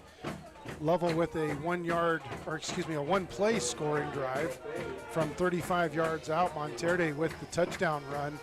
And we were just talking during the break, Kevin, this upcoming possession for the Bobcats is big here late in this first half. Lovell will receive the kickoff to start the third. Yeah, I mean, Bobcats still in it right now, down 12, but yeah, you've got to put some points here on the board, I think, in this last 5 minutes and 15. Like you said, Lovell gets the ball back to start the second half, and they're not showing any signs of slowing down right now. And I would think worst case scenario, you want no worse than to be down 12. Yes. That you are right now going in the locker room. You might not get points this drive, but if you can eat up the clock and not let Lovell have that end of the first half possession, start of the second half possession, that would be big. Heiser will kick it away, and another good kick down to the 4-yard line as Adley Coyne out over the 15. Adley to the 20, lowers his shoulder and gets out to about the 23-yard line, and that's where the Bobcats will set up shop. 1st and 10. The Cats have done it through the air in this first half. They haven't done anything really on the ground, and Lovell's done everything on the ground. They've only attempted maybe 2 passes in this entire first half, so that I can remember. You are correct. So very different styles for these two offenses. Right now, the Bulldogs up by a dozen. And the only pass they completed was for a 1-yard loss. 2 receivers to either side for the Cats. Farrell on the left shoulder of Shumway in the gun. Snap back. Shumway looking to throw, rolls left, trying to avoid the rush. Now peels back to the right, throws. That's caught at the line of scrimmage. Adley Coyne gets pushed ahead for the first down and gets out over the 40. Lovell defender, instead of trying to tackle him, shoved him forward and propelled Adley about 6 yards down the field, and Bobcats will have a first down at their own 41-yard line, so a gain of 18 on that pass play, and Shumway doing a little scrambling, buying some time in the backfield. Yeah, good job to reverse field and find somebody on the opposite side. 3 receivers near side for the Cats, empty backfield. Shumway from the gun. Bring Farrell in motion, jet sweep left side to Rhodey. He's got some blockers out in front as he gets out over the 45 to about the 48-yard line. That'll be a gain of close to 8 on first down, and easily one of Rhodey's better runs of this first half. 2nd and a long 2 for the Cats. Clock runs 4:15 to go in the first half. Lovell leading 27-15 on the Pinnacle Bank scoreboard. McDermott, Ream, and Coyne split out to the right. McCumber, the lone receiver, to the left. Farrell in the backfield with Shumway in the gun. Shumway will give it to Farrell, running right side, looking to get the edge, gets into Lovell territory, has the first down as he's down to the Lovell 42-yard line. And on that last play, the Thermopolis Bobcats cross midfield And AARP Wyoming wants to remind you, good things happen after 50. To see what's going on for folks over 50 in Wyoming, check out AARP Wyoming's Facebook page. 1st and 10 Cats from the Lovell 42. Clock starts back up after the chains get set. 3:35 and running in the first half. 2 receivers either side again for the Cats. Farrell in the backfield with Shumway in the gun. McDermott will come in motion. Toss underneath, and that's intercepted. Toss was right into the hands of the Lovell lineman. Tried to run that underneath, played a coin, and when Shumway tossed it ahead, it was right into the mitts of Kobe May, big defensive lineman, 6'1", 240, and he won't get an easier, it goes as an interception. It counts as a pass play because it was going forward on that little shovel pass, and May will get credit for the interception, and just like that, the Bobcat drive ends. Lovell will take over. 1st and 10 at the Bobcat 49. Plenty of time to go. 3:18 in the first half, and just what you didn't want to see. Wilson under center, backs in the eye. Toss left side to Nichols.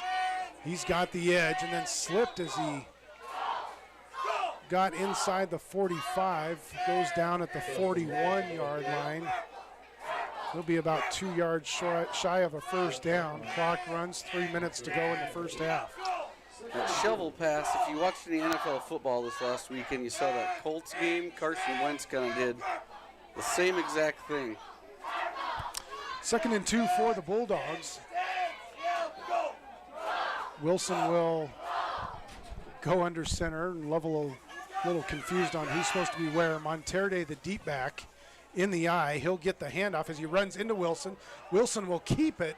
Wilson's going to lose yards here on this play as the Cats snuff it out. And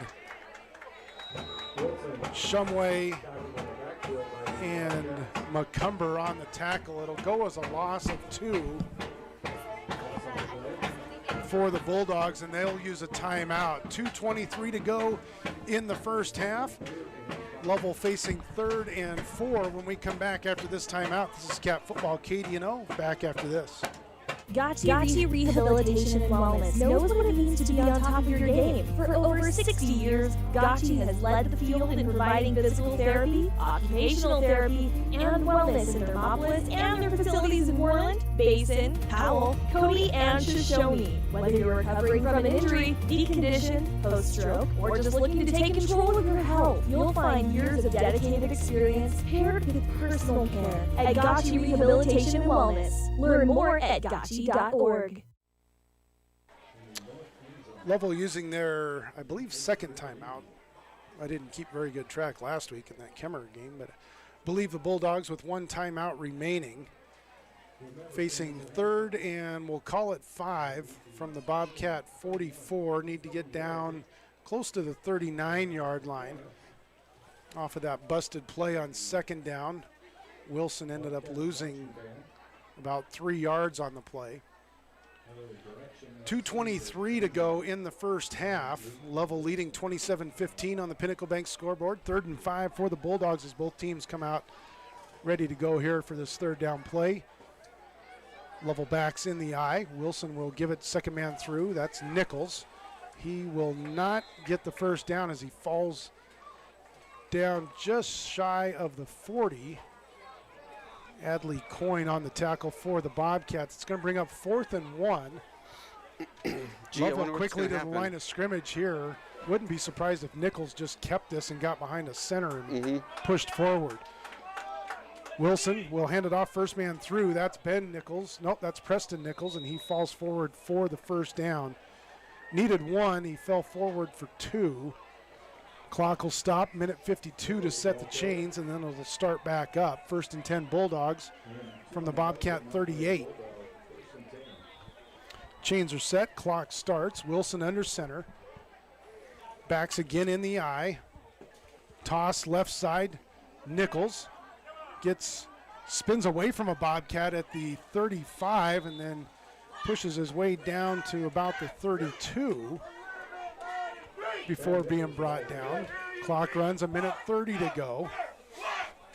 Lovell not in a hurry yet. Wyatt McDermott a little bit shaken up on that play, and the officials will stop the clock. Wyatt walking his way back toward the sideline here. Didn't see what happened to him, but walking off under his own power. Might have got the wind knocked out of him.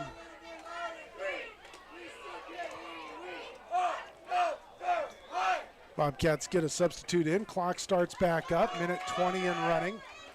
Backs in the eye for the Bulldogs. Receiver to either side. Wilson under center. Snap back. Give it to second man through.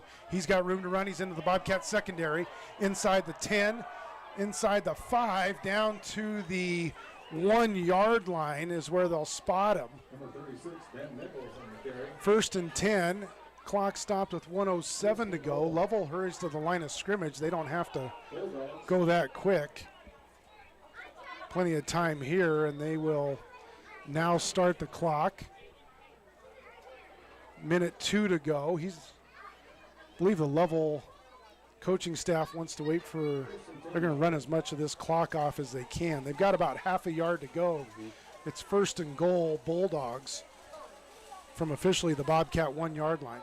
Did you get a starting yardage on that last one? Nope. Okay. Wilson under center, backs in the eye, and whistles now timeout for the Bobcats with 37 seconds to go in the first half. The Cats want to talk this one over. We'll take a break. You're listening to Cat Football KDNO. Back after this timeout. I'm Travis Winger. I'm a financial advisor with Edward Jones. And we do, I pride myself on helping people with financial planning, achieving whatever goals are most important to them. The most valuable thing you have when it comes to planning for your future is time. The sooner you start and the more detailed your plan is, the better chances of success you have. First timers are my favorite people to work with because they're hungry to learn. And coming to see me doesn't cost anything. I don't charge for appointments, I don't charge for anything. Come in, talk to me, and all you leave with is a little bit more knowledge than you came in with. Edward Jones Financial Advisor Travis Winger, 435 Arapahoe Street, Thermopolis. Bobcats using the timeout there with 37 seconds to go. Talking about how they want to defend this first and goal play for the Bulldogs. The ball spotted about the half-yard line. Lovell, 1 timeout left? I believe they have one. Because I think they were going to use it there. They were going to run the clock down and then use that last timeout, but the Bobcats called timeout instead. The Nichols brothers will be in the eye. Ben Nichols will be the deep back. Wilson under center. Snap back. It will be a toss. That ball's on the ground, and Nichols falls on it at the 9. This will force Lovell to use a timeout, I believe, as the clock runs at 25 seconds to go in the half. The ball spotted back at the Bobcat 9-yard line now, so that changes things up a little bit. Just tried to do a toss sweep to the right side, and the ball went right through Nichols' hands. Wilson under center. Gives it to Nichols, goes off left tackle, and he'll pick up about 4 down to the 6-yard line, give him 3, and Lovell will use their final timeout here. And this is where it really pays to have a young man with a big foot, because if Lovell wanted to, they could cook a field goal here or throw a pass. Maybe time, 7 seconds to go, maybe time, Kevin, for one pass to the end zone. If it goes incomplete, then you bring your kicking team out. It's got to be quick. You're at the 5-yard line, so it's not like anybody's got to run a long ways in a route. No. You might throw a slant or something right here, something quick across the middle. If it's incomplete, the clock stops and you got time to run your kicking team out. It's 3rd and goal for Lovell from the 5. But throwing the football isn't what Lovell does. No. We've seen that in 2 pass attempts here in this first half. 7 seconds to go. Lovell has used their last timeout here, so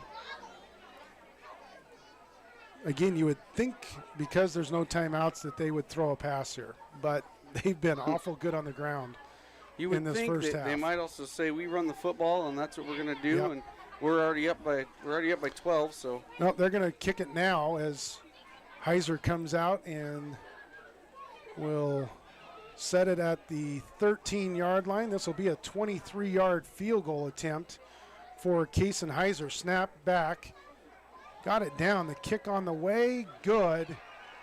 From 23 yards out. No time ran off the clock there. I'm not sure how that happened.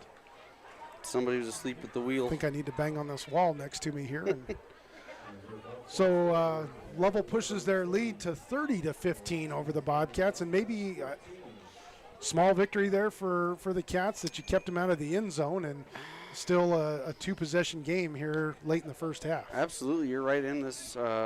Just got to make sure you don't give up that first score coming out of halftime. That's going to be big coming out of into the second half, is holding them on that first drive. Yeah, Lovell will get the ball to start the third quarter. 23-yard field goal officially for Heiser. Lovell had it first and goal at the half-yard line, and Lovell to hold them to a field goal. Take the victories where you can here right now. And Lovell really blown the top off, though. 23 points in this second quarter. Yeah, and it's weird because there's been quick strikes, big plays by both teams, but in two very drastically different ways. Yeah. When you think big play offense, you imagine a team that throws it and spreads guys out all over the field. You don't think of a big play team on the ground, but Lovell's had big chunks of yards on the ground here in this first half. Mm-hmm. Heiser has it on the tee. He's been the busiest man out here in this first half. They took the clock down to 4 seconds, which is about right. Squib kick along the ground. Picked up and fallen down immediately was, trying to get the number of that Bobcat. Didn't catch the number of the Bobcat that fell on that at the 31-yard line. That's where the Cats will have it. 4 seconds to go in the first half. I don't think the Cats will do much here as officials stop things for a moment, and Jack Ream's going to have to come off some kind of an equipment issue. The referee was pointing something out on his shoulder pads, I believe. So new Bobcat comes into the game, and of course we don't have his number. Just sent us the roster this afternoon. 3 receivers to the far side for the Cats. Shumway empty backfield. 4 seconds to go in the half. He'll bring Farrell in motion. Snap back, jet sweep to Farrell, right side. Gets around one man and then gets brought down from behind by a Bulldog defender, and that's how the first half comes to an end. So a 3-yard run for Farrell to end the first half, and the Cats will go to the locker room trailing Lovell 30-15 here at the half. Stay tuned. We've got the Hot Springs Health Halftime Show coming up. This is Cat Football KDNO, back after this timeout. The choice is yours. Sutherland's Friends of the Family Plus Consumer Credit Card lets you choose from 5% off instantly at the register or special financing on qualifying purchases. That means no forms, no waiting, no rebates. You can choose 5% off instantly with your Sutherland's credit card. Got a big project? Choose special financing. The choice is yours with Sutherland's Friends of the Family Plus Consumer Credit Card. Subject to credit approval. Minimum monthly payment required. See store for details. Only at Sutherland's. Dairyland and Hot City Coffee. It's your destination for your coffee fix or the perfect spot for lunch. The place you know for afternoon fun is also where you can try their full menu of burgers, specialty lattes, and blended drinks. Open 6 a.m. to 2 p.m. Monday through Saturday and closed on Sundays. Find them at 510 Park Street. Dairyland and Hot City Coffee. Your all-in-one choice for Thermopolis.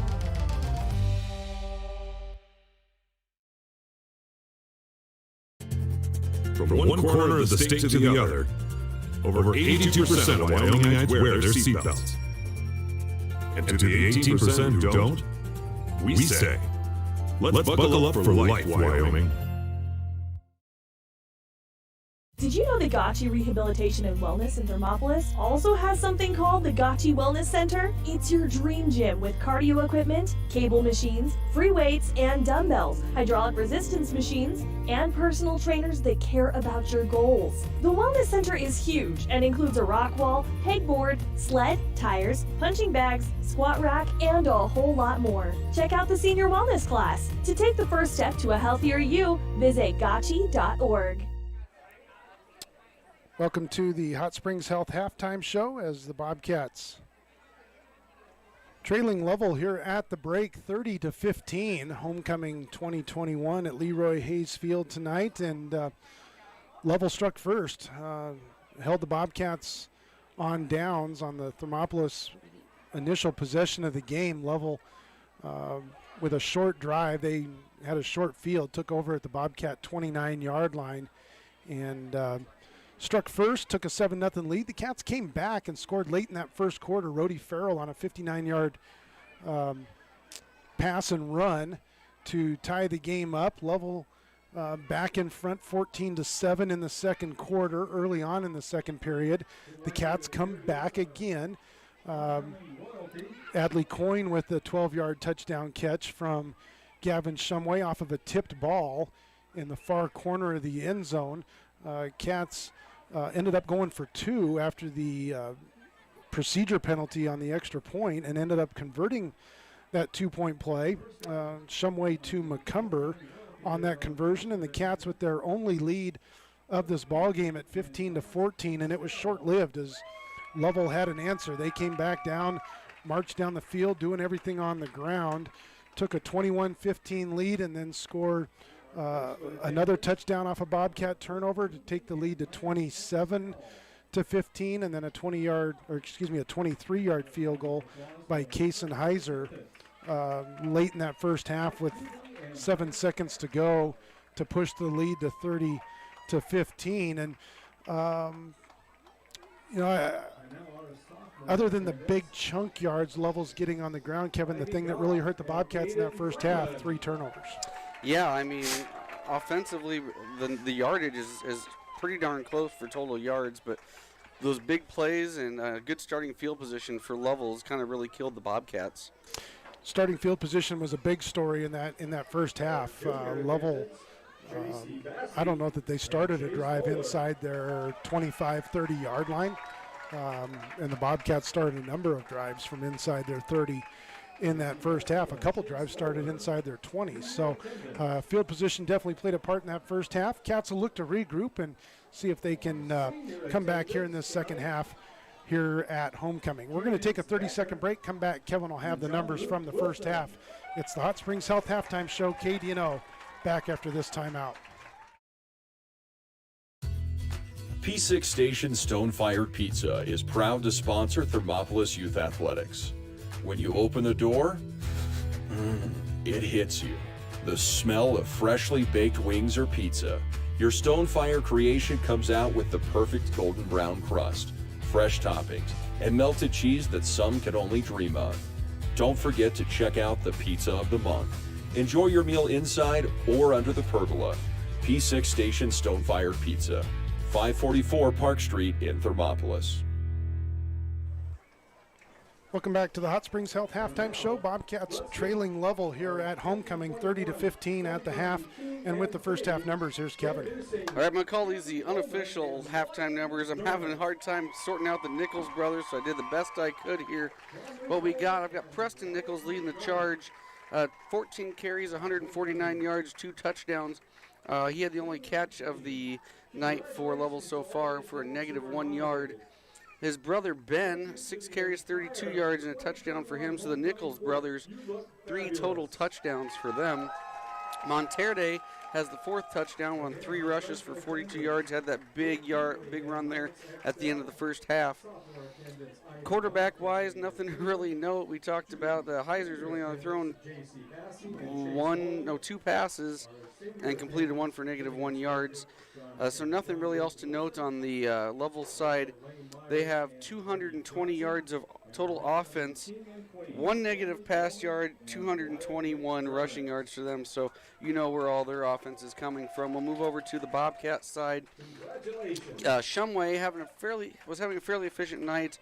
So far, 9 for 13 through the air, 194, 2 touchdowns. However, he's got 2 interceptions to go with that. 1 rushing attempt for no yards. Rody Farrell, 10 rushes, 38 yards, 1 touchdown. Does have 4 catches for 113 yards and a touchdown there. So Rody doing some work, just not on the ground tonight. Really kind of something different than we've seen from Rody so far. Eli McCumber's got 1 catch for 32 yards. Adley Coyne, 3 catches for 32 yards and a touchdown. And Wyatt McDermott gets out there with 1 catch for 17 yards. Offensive totals for the Bobcats, 40 rushing yards, 194 through the air for a total of 234 yards. So Bobcats leading the overall yardage battle for 234 compared to Lovell's 220.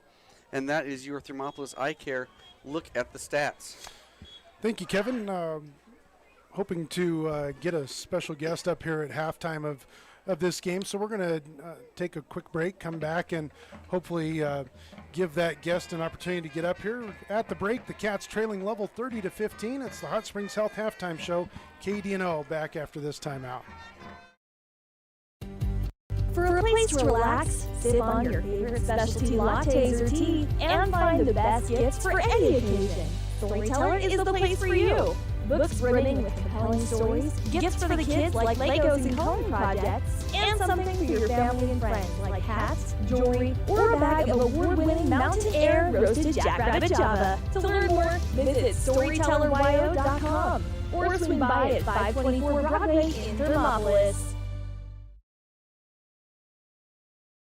Thermopolis Hardware and Mercantile is a proud supporter of Bobcats Athletics. There's so much more than a hardware store. You'll find Ashley furniture and decor perfect for your home. There's a great toy selection, as well as tools, kitchen items, grills, and a gardening section. That means there's something for everyone at Thermopolis Hardware. Don't forget to check out their variety of custom cabinets, window shading, and flooring. Hi, I'm Karen with Thermopolis Hardware. Buy local, be local. Go Bobcats! Welcome back to the Hot Springs Health Halftime Show. Bobcats trailing Lovell 30-15 at the half. It's homecoming here tonight and all week here in Thermopolis. A lot of things going on this week and this weekend. The Lady Cat volleyball team hosted number 4 Buffalo this afternoon here at Bobcat Gym. They'll turn around and get after it tomorrow morning as they will welcome Farson Eden, a 1A volleyball team, but ranked number 5 in the state in 1A volleyball. They'll come and take on the Lady Cats tomorrow at Bobcat Gym. And then the Lady Cats stay home next weekend. They will host the Bobcat Invite next Friday and Saturday. So a few opportunities here to get out to Bobcat Gym and support that Lady Bobcat volleyball program. The cross-country team at home tomorrow. They will host the Bobcat Invite up at Thermopolis Golf Course. That'll get started about 10 o'clock tomorrow morning. Is that middle school and high school tomorrow? Is both of them? I know some of the schools do middle school and high school together. I believe the map I saw of the course had a middle school route on it as well, so I believe it is both. Okay, that'll get started 10 o'clock tomorrow morning up at the golf course, and really your only opportunity, unless you travel and go on the road to watch the cross-country runners, this is really your only opportunity to see them during the season as they host their only home meet of the season tomorrow at the golf course. We're on the road next week. Bobcat football first road game of the year. We will be over in Cokeville. First time Kevin and I have gone to Cokeville, and we more than likely will be broadcasting open air from underneath a canopy, and with the equipment setup that we have now, we're fairly certain that we're not going to have room in the press box at Cokeville, so we will probably be outside calling that football game and do the best we can to bring the video of that as well. It's we're not going to be perched up, I don't think, where we can get a view up high of the football game, so it might be more of a ground level video next week from Cokeville, but that's a 4 o'clock kickoff. next Friday, we'll be on the air at about 3:30 with the Gotchi Rehab pregame show. And Cokeville, a team that moved up a classification to stay at 11-man football a year ago, Kevin, and they came down here and kind of put it on the Cats last year at Leroy Hayes Field. Yeah, I mean, like I said, I've never been to Cokeville, and I hadn't even seen Cokeville play football till last year, and they lived up to the hype about, their winning program. I don't know how many winning season. Didn't they have a big streak of how many games they had won? And they've had a lot of state championships over there. Holy cow! I mean, they're the real deal, I think, and I think it was a smart move for them to stay in 1A. Be the second consecutive ranked opponent that the Bobcats will take on next week in Cokeville, as they're ranked in the top 5 this week as well. And while we're here, I'm hoping Kevin's going to be able to pan down and get a little video of the 3 individuals that were inducted last night into the Bobcat Athletics Hall of Fame. And the gentleman in the yellow shirt, that is Tom Zupan.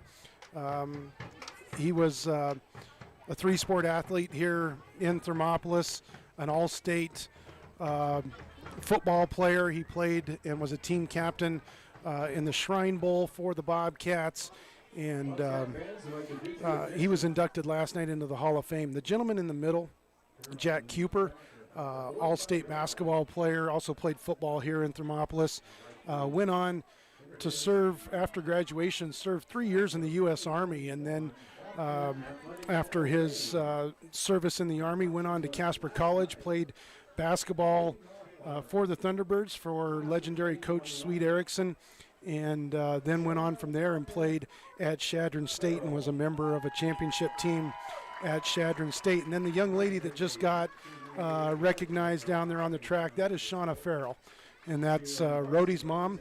Shauna was varsity volleyball, basketball, track and field. She was a state champion 100-meter runner 2 consecutive years. She was a state champion in the 200. She still holds the school record in the 100 for the girls, and I believe she was also a member of one of the relay teams that still holds a school record here as well, maybe the 4x1 team, I think. But Shauna was a good all-around athlete and was really a heck of a runner. She didn't go on to run track in college. She went to Chadron and played basketball at Chadron State, and so Shauna really one of the good all-around female athletes here. She still dabbles in basketball. Of course, I think she hung it up last year. She used to be on our city rec team, and she called it quits after last year, but she can still get out there and mix it up. And we always joke that that's where Rhodey gets his speed from, is from his mom and not from his dad. And then the final inductee last night was the team inductee, and that was the 2009 state champion football team. It was a program that was going through quite a few years of not a lot of success. And in 2008, they went 2-7, which was one of their better years, to be honest with you, during that time. And then Chuck Severson came in as the head coach. A little bit of change in offensive style. Colin Harold, who had been the starting quarterback for 3 years, was moved to a receiver. And they spread the field out. Kyle Larson was one of the running backs. They threw the ball all over the field with Mitch Severson. You had Leva. Leba and Harold were the wide receivers. Colin went on and walked on at Wyoming. Was a preferred walk-on at the University of Wyoming as a receiver after only 1 year of playing receiver. They went 10-1. Their only loss was here against Glen Rock, and they avenged that loss in the state championship game down at War Memorial. They beat Glen Rock 22-20 to win that state championship. It was the first year that they did the state championships in Laramie. I remember the blizzard. We talked about that last night at the induction. It was a flat-out blizzard at War Memorial, and they literally couldn't shovel the snow fast enough off of the yard lines before they were covered back up again. The first half was just a sloppy mess. As at about halftime, things started clearing off. It was actually blue sky the second half, and the footing got better. And the Cats, they exacted a little revenge on Glen Rock, picked up that 2-point win, and it was the first of back-to-back state titles for the Cats. They went on and won it again in 2010 in a very similar way. Won in the championship game against the only team that gave them a loss during the regular season, against Bighorn, and really a good group of kids. It was amazing to see them come together and put together. You were always on the sidelines doing stats and everything else for them. Mark and I had the privilege of calling those back-to-back state championships, but pretty neat to see some of those players come back last night. Matt Mason, really the only coach on that staff that is still in the area, and so he was able to make it up last night from Riverton and said some things last night. But kind of cool to get all them people together and get a class inducted into the Hall of Fame after not having an induction last year because of COVID. Mm-hmm. Yeah, and I think that's pretty cool. You think about, you take a year off and everything, but that Bobcat team, like I said, it was really cool following them around those couple of years, being stats and doing video and stuff for them. And I will always remember the Blizzard game down there in War Memorial. And the good thing, though, I remember about it was I was indoors, and it's a lot easier to remember the game when you have feeling in all of your extremities. But it was just kind of cool. I mean, it was kind of one of those things where it'd been a while since the Bobcats had been relevant in football, and it was just kind of like this big culmination of getting kind of, getting it off your back, I guess. And it really put Bobcat football back on the map. Mm-hmm. They came back the next year. I don't know that they were ever ranked lower than 2 in 2010. They were the team with the target on their back after winning the state championship and bringing a lot of those kids back that next year.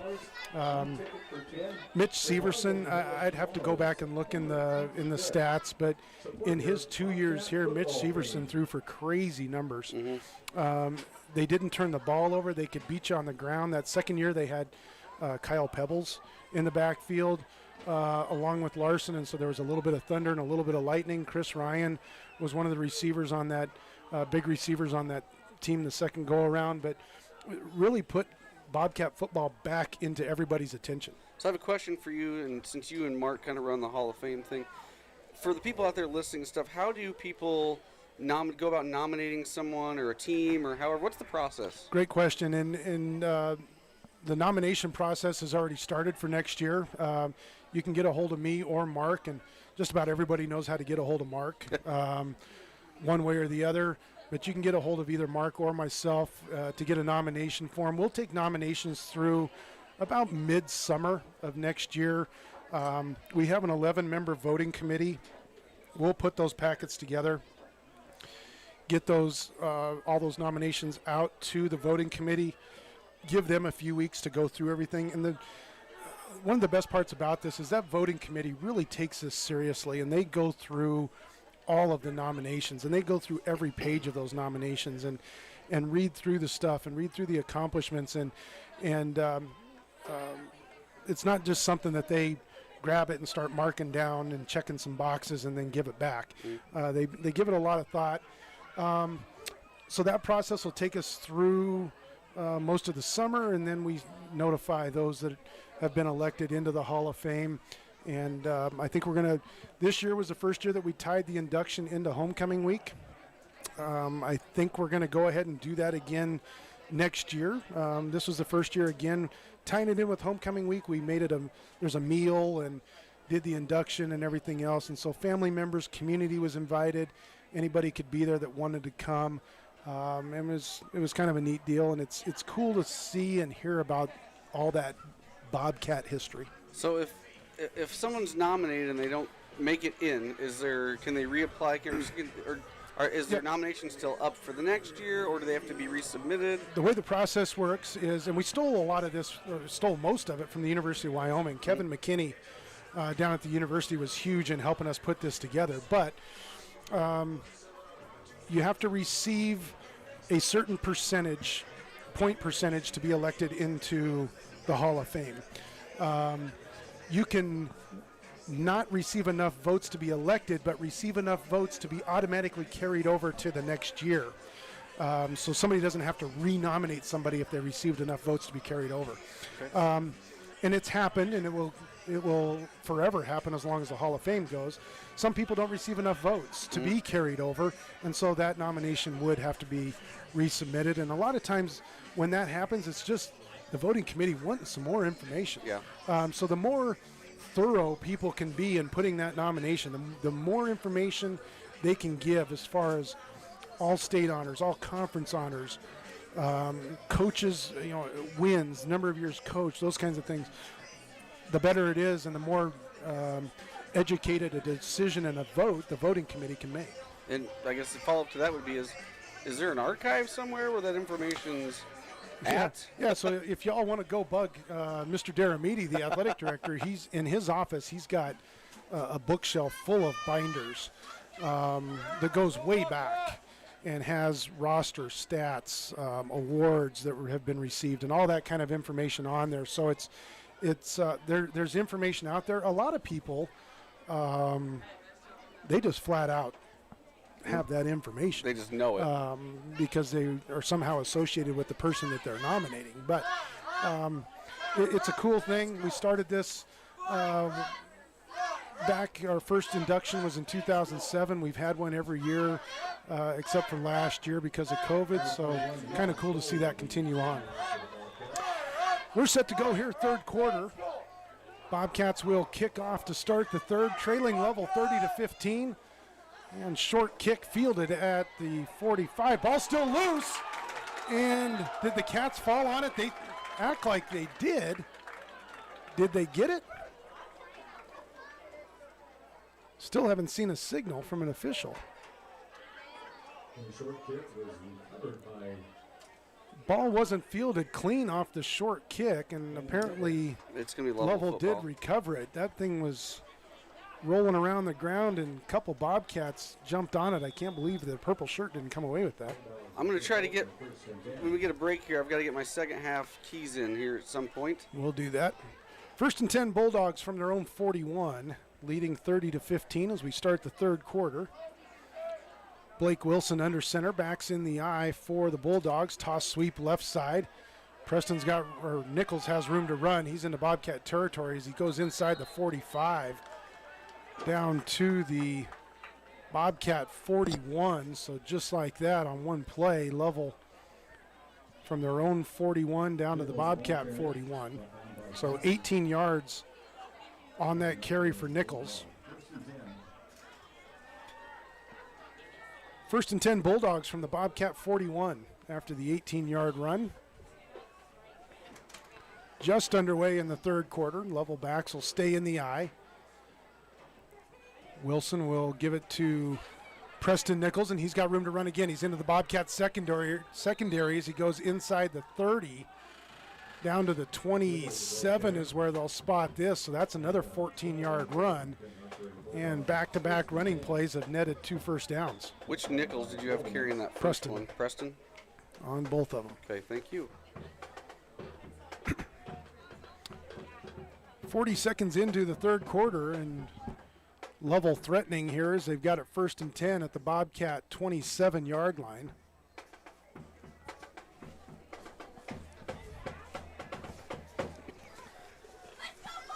Wilson under center, backs in the eye. Give it again to Nichols. He'll take it out the left side to the outside, gets slowed up at about the 24 and then falls forward to the 20.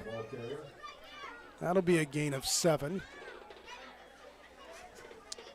That'll be Ben Nichols. And Lovell chewing up some yards here to start this third quarter. These are the kind of offenses that will just wear a defense down, and 10, 14-yard gains all of a sudden become 35-yard gains because the defense is just beat down. Second and 3 for the Bulldogs. Wilson will give it first man through, and he won't get the first down as he hit right away and falls forward inside the Bobcat 20 to the 19. He's going to be a yard and a half short of the first down. The Nichols combo. Just going to start wearing the Cats down. Yeah, I don't think you're going to see Heiser at quarterback because there's no need for Lovell to throw the football when they're knocking off yards like this on the ground. Third and a short two for the Bulldogs, leading 30-15. Wilson will give it again to Nichols. He's got the first down as he goes through a Bobcat tackle and takes it inside the 10 down to the 7. That'll be first and goal for the Bobcats. Eli McCumber and Gavin Shumway on the tackle for the Cats. But Lovell with first and goal from the Bobcats 7-yard line on the first drive of the third quarter.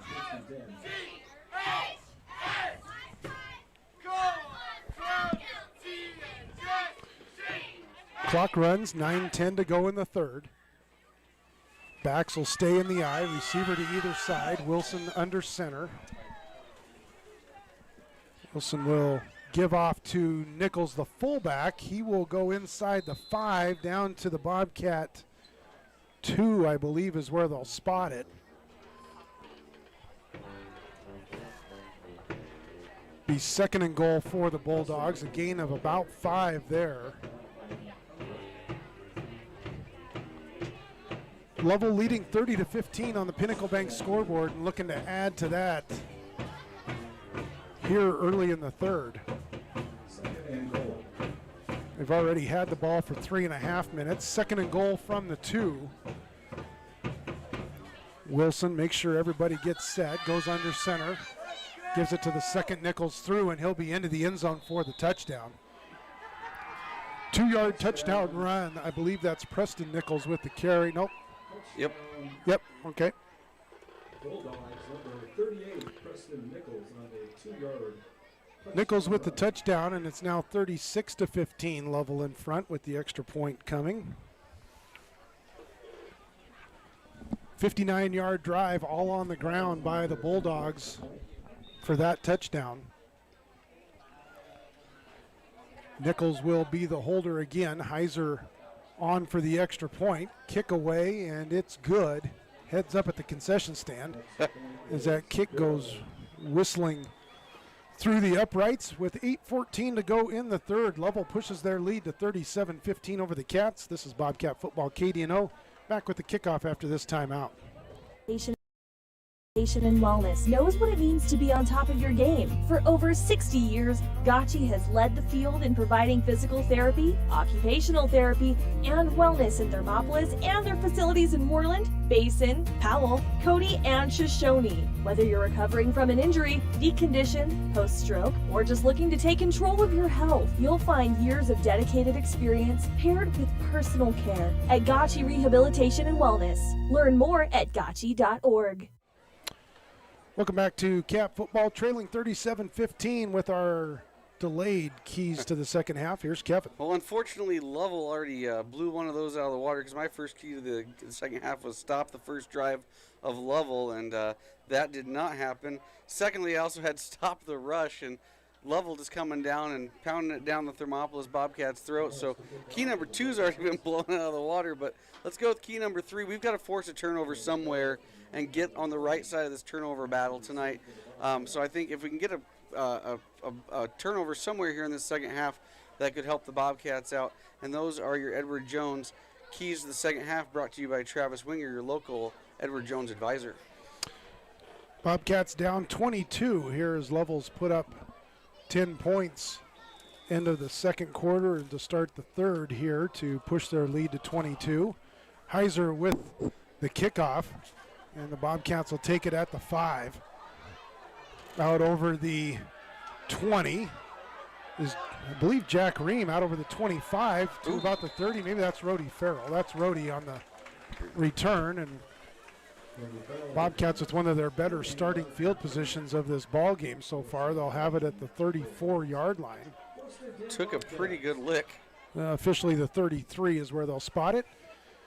First possession of the second half for the Bobcats, and this is a big one, Kevin. You got to find an answer here offensively to stay in this one. Yeah, they've got to come out and they've got to score a bunch of points here in a hurry. So I would think we go back to more of a spread, empty backfield type of situation here, but we'll see what the Bobcats decide to do. 3 receivers to the far side for the Cats. Farrell in the backfield with Shumway. Now Farrell will split out, and we got a timeout. Again, looked like Cats didn't know exactly where they needed to go to get lined up for this, and so the Bobcats forced to use their first timeout. We'll take it as well. 8:03 to go in the third quarter. The Cats down 22. This is Cat Football, KDNO, back after this.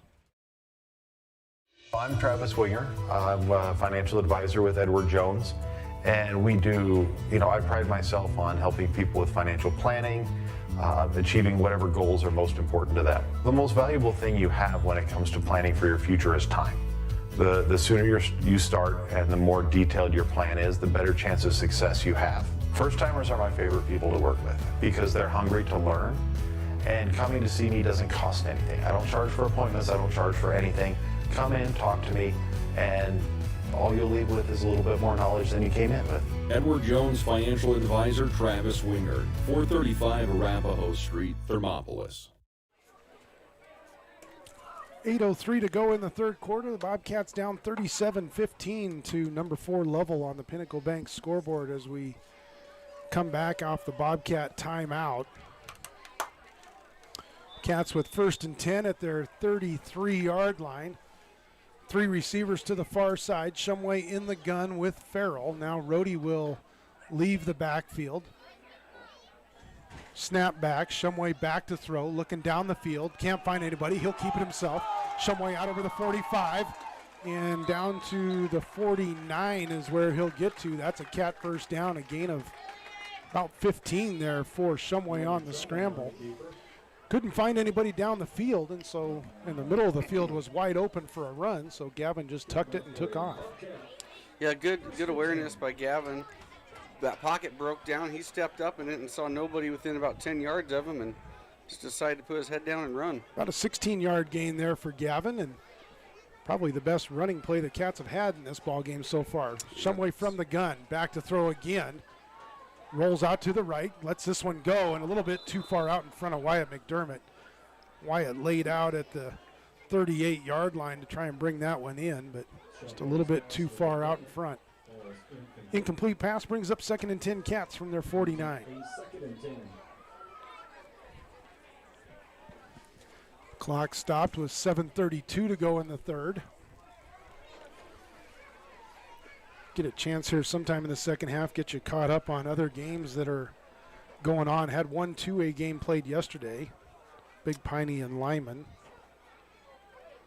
Coyne will go in motion. He'll take the handoff, left side, runs through a tackle across midfield into Lovell territory to the 47. It's a gain of about 4, bring up 3rd and 6 for the Cats. And on that last play, the Thermopolis Bobcats cross midfield. And AARP Wyoming wants to remind you good things happen after 50. To see what's going on for folks over 50 in Wyoming, check out AARP Wyoming's Facebook page. 3rd and 6 Cats from the Lovell 47-yard line. Need to get just inside the 42. 3 receivers to the near side, empty backfield for the Bobcats. Shumway with the snap back, drops straight back. Now flushed out to the left. Gavin lets one go. He's got a man. That's caught at the 30, and down right there on a sliding catch was Eli McCumber. That's a 17-yard completion for the Bobcats, and a new set of downs. Ball spotted at the Lovell 30-yard line. Gavin doing a really good job of buying some time and letting that receiver come across the field, and threw a really good ball, and good job by McCumber on securing that as he goes down to his knees and his lower backside. 3 receivers to the near side for the Cats. Farrell goes back in the backfield this time with Shumway. Snap back, quick throw across the middle. That's caught by Coyne. Adley breaks a tackle inside the 25-yard line down to about the 21. That'll be a gain of close to 8. Bring up 2nd and 2. And if Lovell has a weakness, their secondary isn't real strong, and the Bobcats have been able to make some things happen through the air here, and I don't know that the Bobcats will run again in this ball game. They trail by 22. They need points, and their success is coming in the air. Yeah, Bobcats doing a really good job of getting that ball out quick here. Tighter formation this time for the Cats as they'll bring McDermott in motion. Shumway will roll out to the right. Short little pass, that's caught. Farrell with the catch, and he's inside the 20 and tossed out of bounds at the 16. That'll be enough for a first down. And the Bobcats on the move here, 1st and 10 at the Lovell 16, and we've seen that play a few times where they'll roll Gavin out to the right on a design roll. Kind of gets everybody moving one way, move the pocket over to one side or the other. And again, get them big defensive linemen running around. They'll get gassed a little bit. Same formation for the Cats. Nobody's splitting out wide. This time it'll be Coyne in motion. Snap high to direct snap to Farrell, and Rohde's going to get brought down for a loss. This will be a loss of about 3. A high snap on the direct snap to Rohde, and he did a good job at just getting that ball under control and not having the 4th Cat turnover. 2nd and 13 after the 3-yard loss. Cats will put Ream, Coyne, and McDermott wide left. McCumber will split out to the right side. Shumway from the gun. Drops back to throw. Cross outside, and that's tipped. Wyatt McDermott had a hand on it, kind of tipped the ball up into the air and couldn't catch it before it hit the turf, and incomplete pass brings up 3rd and 13. Yeah, Wyatt just trying to tip that ball up, buy him a little time, and if he can get back under it. Just let him a little bit too far there. Wouldn't have had giant yards, but he would have got inside the 15-yard line. Probably would have got close to the 10, I'm guessing. 5 receivers split in this 3rd down and 13 play for the Cats. Empty backfield.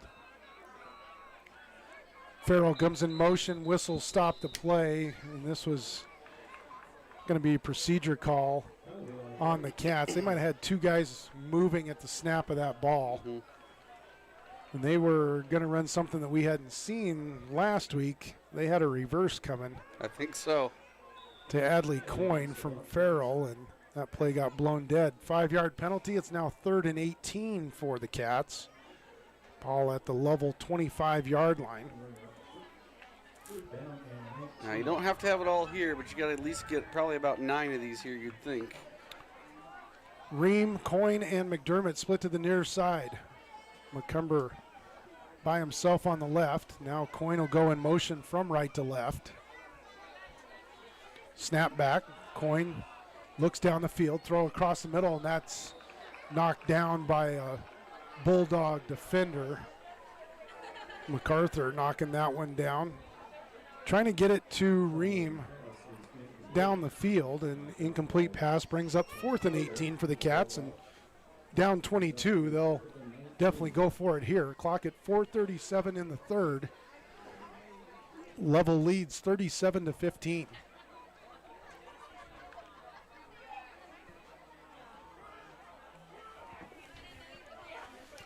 McCumber split to the left.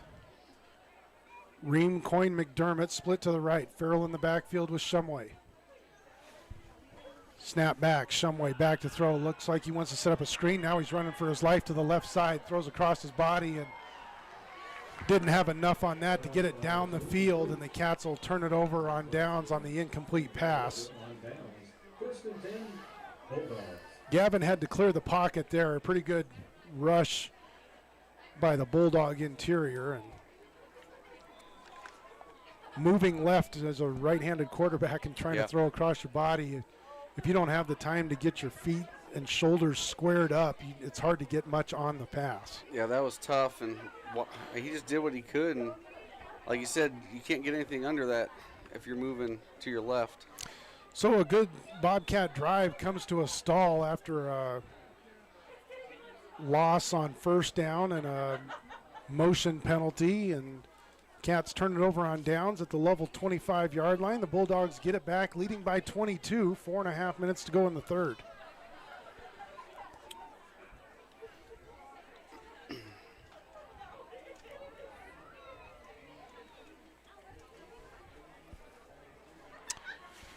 Wilson will go under center, one back in the backfield. Monterde in motion. He'll take the handoff on the jet sweep.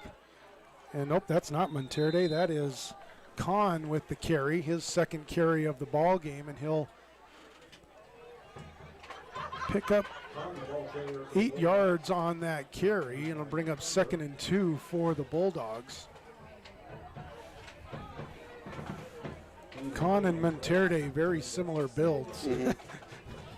Very much so, and they're both quick. Yeah, they are. Again, Kahn in motion, one back. He'll get the handoff. That's Nichols. And he will get back to the line of scrimmage. No gain on that play as Rhodey Farrell in on the tackle along with Eli McCumber. No gain on the play. 3rd and 2 for the Bulldogs. Bobcats did a better job that time of containing Nichols right at the line of scrimmage. Clock runs, under 3:30 to go in the third. Backs will go in the eye. This will be the Nichols brothers in the backfield. Wilson under center, one receiver to either side. Handoff to the deep back. He's got the first down as he gets out over the 35-yard line. Cats say they've got the ball, that they stripped it away. The officials aren't agreeing with them.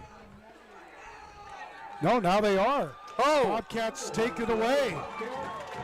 The Cats stripped it as Nichols got out over the 35 to the 39-yard line, and sometime in that act of going to the ground, the Cats stripped it away and get their first turnover. I'm not quite sure who came out of there with that. Wyatt McDermott was pretty jacked up coming off the pile, so I'm not sure if Wyatt's the one that came away with the fumble recovery. But Lovell with the turnover, and the Bobcats good field position at the Lovell 38-yard line. 1st and 10 Bobcats. They moved the ball well their first drive of this half. 4 receivers to the near side, empty backfield. Farrell in motion, gets a handoff right side, jet sweep. He turns the corner, gets inside the 35 down to about the 31. That'll be a gain of 8 for Farrell. Trying to get Rhodey out to the edges and get him in a little bit of space. It's been tough between the tackles. The Lovell defense, again, they're tough. 2nd and 2 Cats from the Lovell 31-yard line. Clock runs, 2:35 to go in the third. Cats down 22. Need to start popping some big ones here. Yep. 3 receivers to the far side. Farrell in the backfield with Shumway in the gun. Bring Coyne in motion left to right. Snap back to Shumway. Pressure comes, and Gavin's going to get sacked. First sack of the game for the Bulldogs.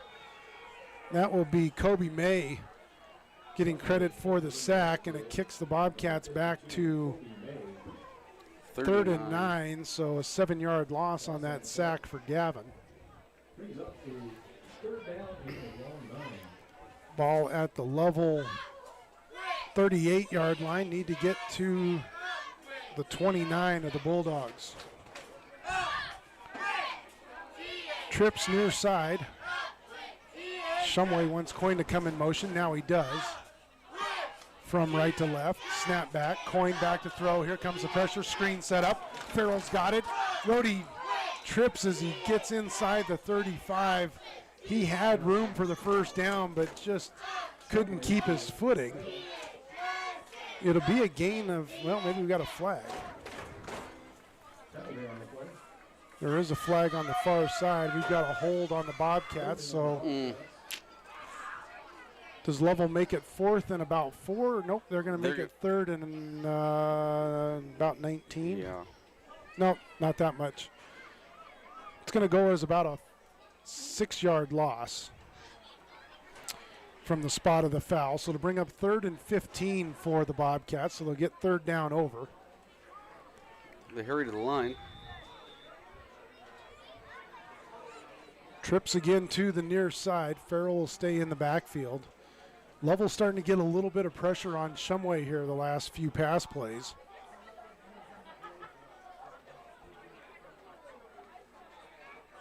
Snap back to Rhodey. Farrell on the direct snap. Rhodey will get to the 40-yard line before being brought down. So that's a gain of about 4. It'll bring up 4th and 11 for the Cats.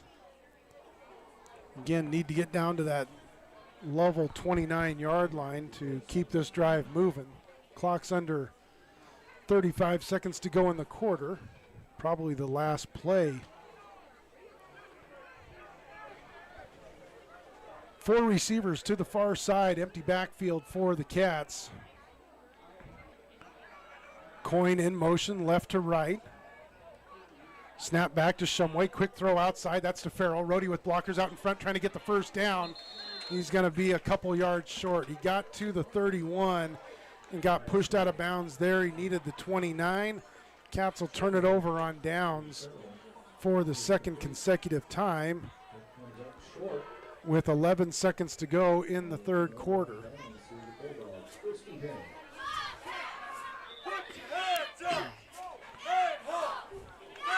Just not able to clear enough white shirts out there to pick up those 2 additional yards. Bulldogs take over on their 31-yard line. Wilson under center. Brings Monterde in motion, gives it to him, jet sweep right side. Gives up ground, trying to get to the edge. Gets out of an arm tackle, out over the 35 to about the 37.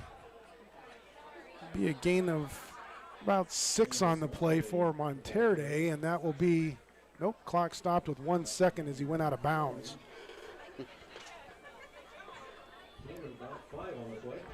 So there will be one more play here in this 3rd quarter.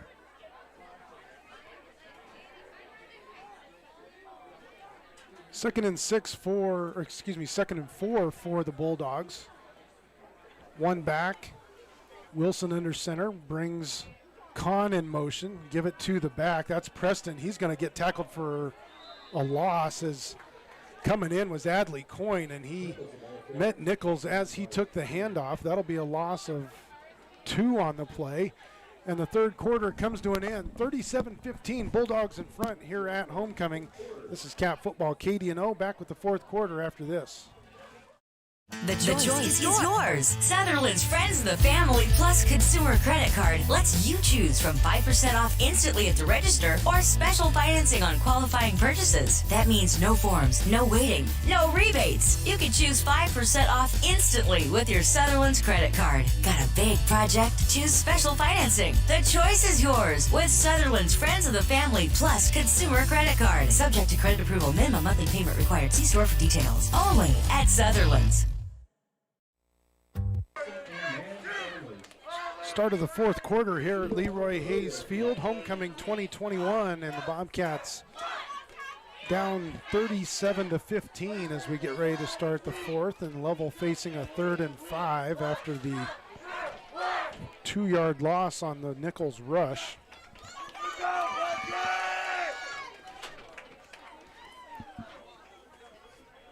Bobcats got to get something here. Yeah, you know, stop. I mean, another turnover would be huge, but certainly you got to get, first and foremost, you got to get a stop here and force Lovell to make a decision on what they want to do. 3rd and 5 Bulldogs from their 36-yard line. Wilson under center, gives it to second man through. He's got room to run. He's into the secondary. He's got the first down into Bobcat territory inside the 40, inside the 30. Foot race. He will take it to the end zone for a touchdown. That's Nichols with the touchdown. 64-yard touchdown run for Nichols.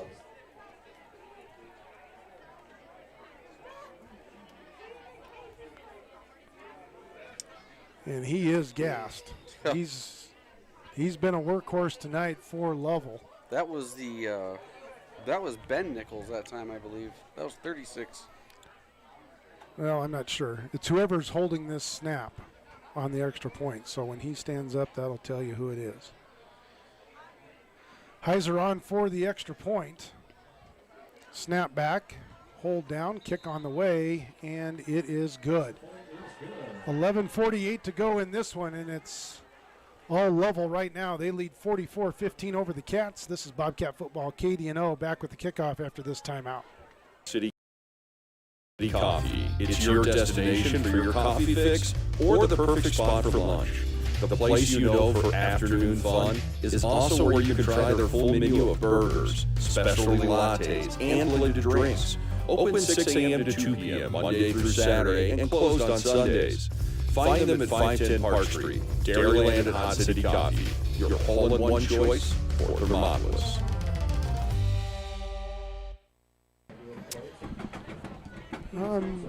Midway through the second quarter, the Bobcats led 15-14, and since then Lovell has scored 30 unanswered, and they lead 44-15 here on homecoming. And we went from talking about needing a stop on third down to being down by 29. That, whoops! Again, a big play, and give those guys up front for Lovell some credit. They've got a good-sized offensive line, and they've kind of had their way this whole football game with the Bobcat defense. Yeah, I mean, they're big, they're strong, they're just moving people around, and once they get that initial push, I mean, there's not much the Bobcats can do there, and they don't look gassed. I mean, Lovell doesn't look, their offensive line does not look gassed. I mean, their running backs are getting quite the workout out there. 11:48 to go in this one. Heiser has it on the tee.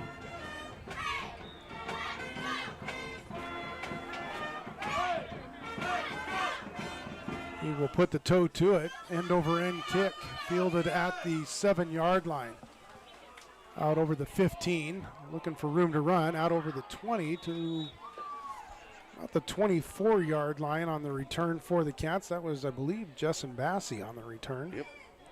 So, looking at a score here, Donnie, Mountain View having a little trouble with Kemmer at halftime. 20-14, Mountain View ahead. Mountain View looking for their first win. They've started out 0-3 on the season, and again, Kemmer, a team, picked up their first win in a long time a couple weeks ago, and looking to. Even though they would be beating an undefeated team, it would be an upset. Mm-hmm. First and 10 Cats. They'll put 3 receivers to the near side. Farrell in the backfield with Shumway in the gun. Coyne will come in motion left to right. Snap back. Rolling out is Shumway. Pressure comes. Gavin gets away from it. Now looking down the field. He'll tuck it himself and skips out of bounds out over the 30. Nice little job of running there by Gavin and avoiding a big hit. Over on the sideline. He get it out to about the 32, so gain of 6. Yeah, 6, almost 7. Give him 7. I'd give him 7 on the play. That's the beauty of us taking our own stats. We can make it whatever we want. Trips to the near side for the Cats. 2nd and 3. Lovell leading 44-15 on the Pinnacle Bank scoreboard.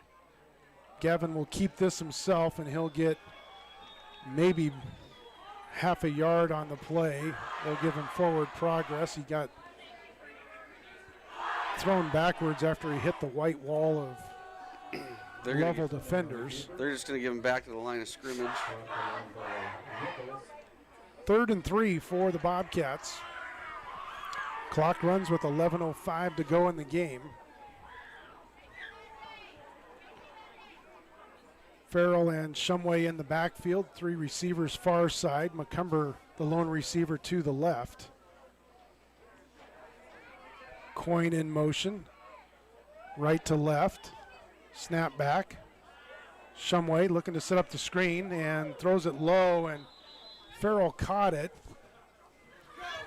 But Rhodey had to go down to the ground to make the catch, and he's actually going to lose a yard on the play.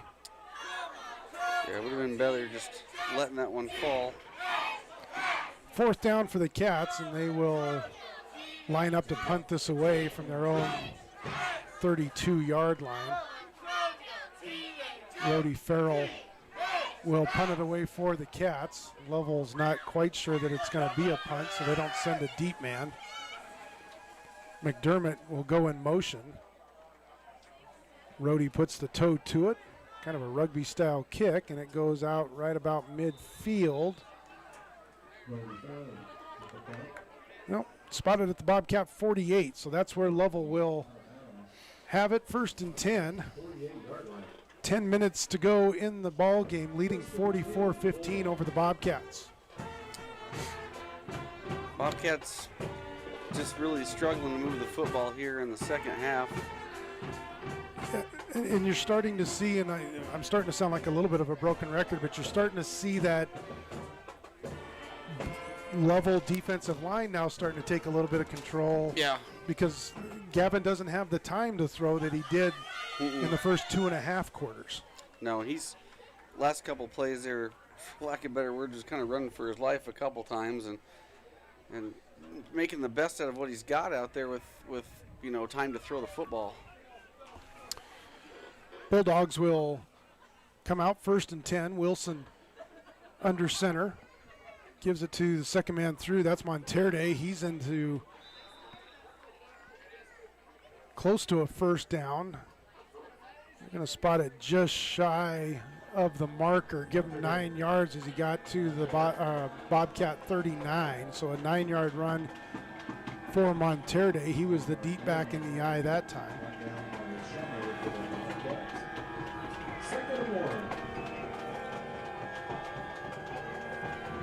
Damian Gosnell checking in. Yep, Adley Coyne comes off for the Bobcat defense.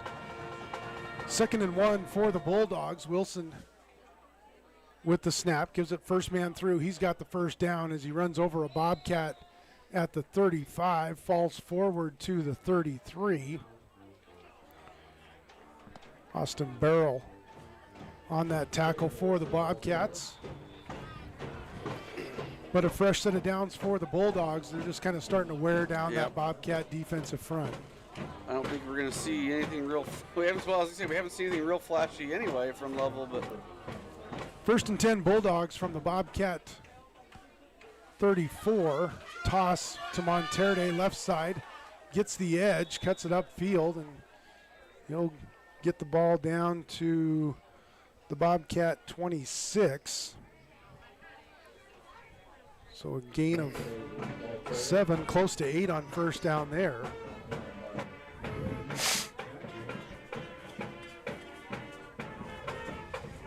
Monterde, if he can get that outside edge, he's quick. He's quick. So is Kahn. Yeah. Backs in the eye. Second man through gets it. That's Monterde. He just follows some blockers forward inside the 20 down to about the 17-yard line is where they'll spot him. That's another 1st down for Lovell. Clock stopped, 8:15 to go. They'll start it up once the chains are set. But 1st and 10 Lovell. Starting to see some other Bobcats get into the game as Austin Barrell comes out for the Bobcats. Looked like Zane Smith in there, I couldn't tell. Monterde gets the handoff again. Breaks through a couple arm tackles inside the 10, inside the 5, and he's in for the touchdown. Monterde just kind of weaved his way through the Bobcat defense, broke a couple arm tackles on the way to they give him 16-yard touchdown run there. And Lovell's put up 50 on the Cats here this evening, with an extra point yet to come.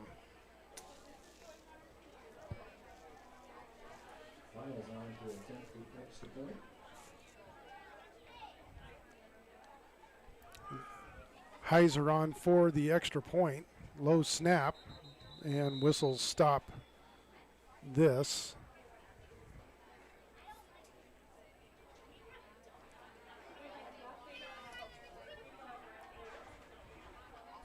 And Lovell player is going to have to come off the field. I'm not sure what the whistle was for. No signal from the officials. Just a Lovell player went running off the field. Oh, now here comes one running onto the field. Different player. Yeah. But we'll set up and try the extra point again. Nichols ready for the snap. Better snap this time. Hold down, kick on the way, and it is good. 7:52 to go in this one. Lovell leads 51-15 over the Bobcats. This is Cat Football. KDNO back with the kickoff after this timeout.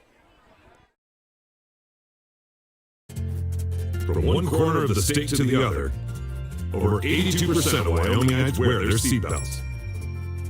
And to the 18% who don't, we say, let's buckle up for life, Wyoming. Did you know the Gotchi Rehabilitation and Wellness in Thermopolis also has something called the Gotchi Wellness Center? It's your dream gym with cardio equipment, cable machines, free weights and dumbbells, hydraulic resistance machines, and personal trainers that care about your goals. The Wellness Center is huge and includes a rock wall, pegboard, sled, tires, punching bags, squat rack, and a whole lot more. Check out the Senior Wellness class. To take the first step to a healthier you, visit gotchi.org. 7:52 to go in this one. Homecoming here at Leroy Hayes Field, and the Bobcats down 51-15 to the number 4 ranked Lovell Bulldogs. And seeing why Lovell's ranked number 4. They're a good football team. Interesting to see how they would do against a team that's going to kind of match them step for step when it comes to putting points on the board. If they're a team that can maybe strike quick when they need to, but tonight they've looked really good. All their damage has been done on the ground. As Heiser with another kickoff, fielded at the 5-yard line. I believe this is Bassie again, out over the 20 and then thrown backwards. Jessen Bassie with the return. They'll actually spot it back at the 18-yard line. That's where the Cats will take over. 7:40 to go in the game. Just kind of look at who's out there playing tonight. Wheatland's number 2. They're up 22-6. Just see if Lovell would move ahead of anybody. I mean, Torrington's in a 7-7 battle with Upton Sundance right now. That's who else is ahead of them. 1st and 10 Cats from their 18.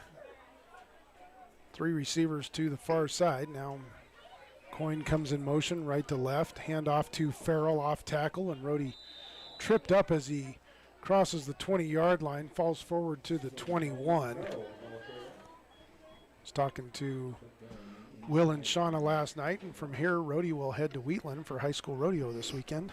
Yeah. Rhodey's weekends consists of a football game on Friday night and rodeo on high school rodeo on Saturdays and Sundays. Can you imagine what your body feels like when you come to practice Monday after that? He's a tired young man on Mondays. Yeah. 4 receivers to the far side for the Cats, empty backfield. Shumway quickly outside to Bobcat receiver. I think that was Coyne on the reception. It's going to be a short gain, maybe a yard on the play as Lovell defender closed quickly and didn't let Coyne get ahead of steam going. 3rd and called a long 6 for the Cats. Trips near side.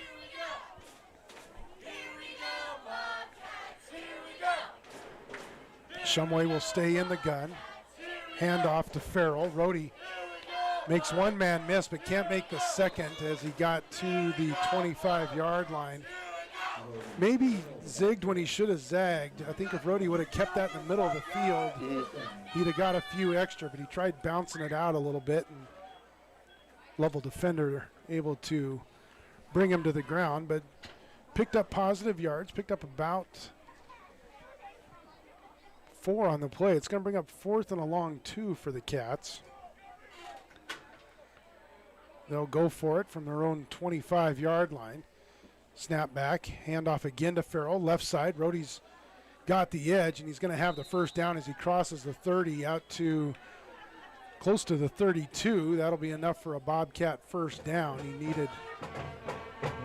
He got more than what he needed. He got 7, I believe. He only needed 4.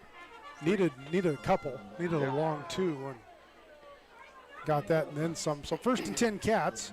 5:35 to go in the game. Lovell leading 51-15 on the Pinnacle Bank scoreboard. Trips to the right side. Snap back. Shumway. Pass tipped and falls to the ground. Trying to set up that screen again, and the pass just a little bit too tall for Adley Coyne to bring in. Second and 10 Cats. Clock stops with 5:21 to go in the ball game.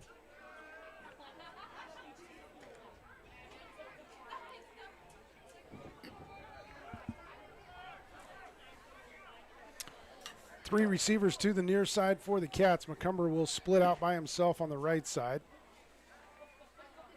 Farrell will empty the backfield, goes in motion to the right. Snap back to Shumway. Gavin lets one go. That's caught by McDermott. Wyatt out over the 35 and then wrestled to the ground. They'll give him progress to the 36. I think that's Wyatt's first catch of the night. Second catch of the night, thank you. Pick up close to 4, 3rd and 6 for the Cats. Clock runs, 4:55 to go. Three receivers near side again for the Cats. Farrell will stay in the backfield this time. Snap back. Shumway will keep it himself. Gavin out over the 40. And he's going to be about a yard short of the first down. The Cats will no doubt go for it here. It'll be 4th and 1. Ball at the Lovell 41-yard line. That was a design keeper for Shumway that time. Kind of a quarterback draw. I actually kind of like that play. I mean, you don't have to get all on that 3rd down play, and you're going to go for it anyway. You would think this would be Farrell here on 4th and 1. Snap back. They will give it to Rhodey. Rhodey looking for yards, and he's not going to get it. Lovell knew what was coming as well, and they were there to keep the Cats from getting the first down. Rhodey back to the 40-yard line, and the Cats will again turn it over on downs.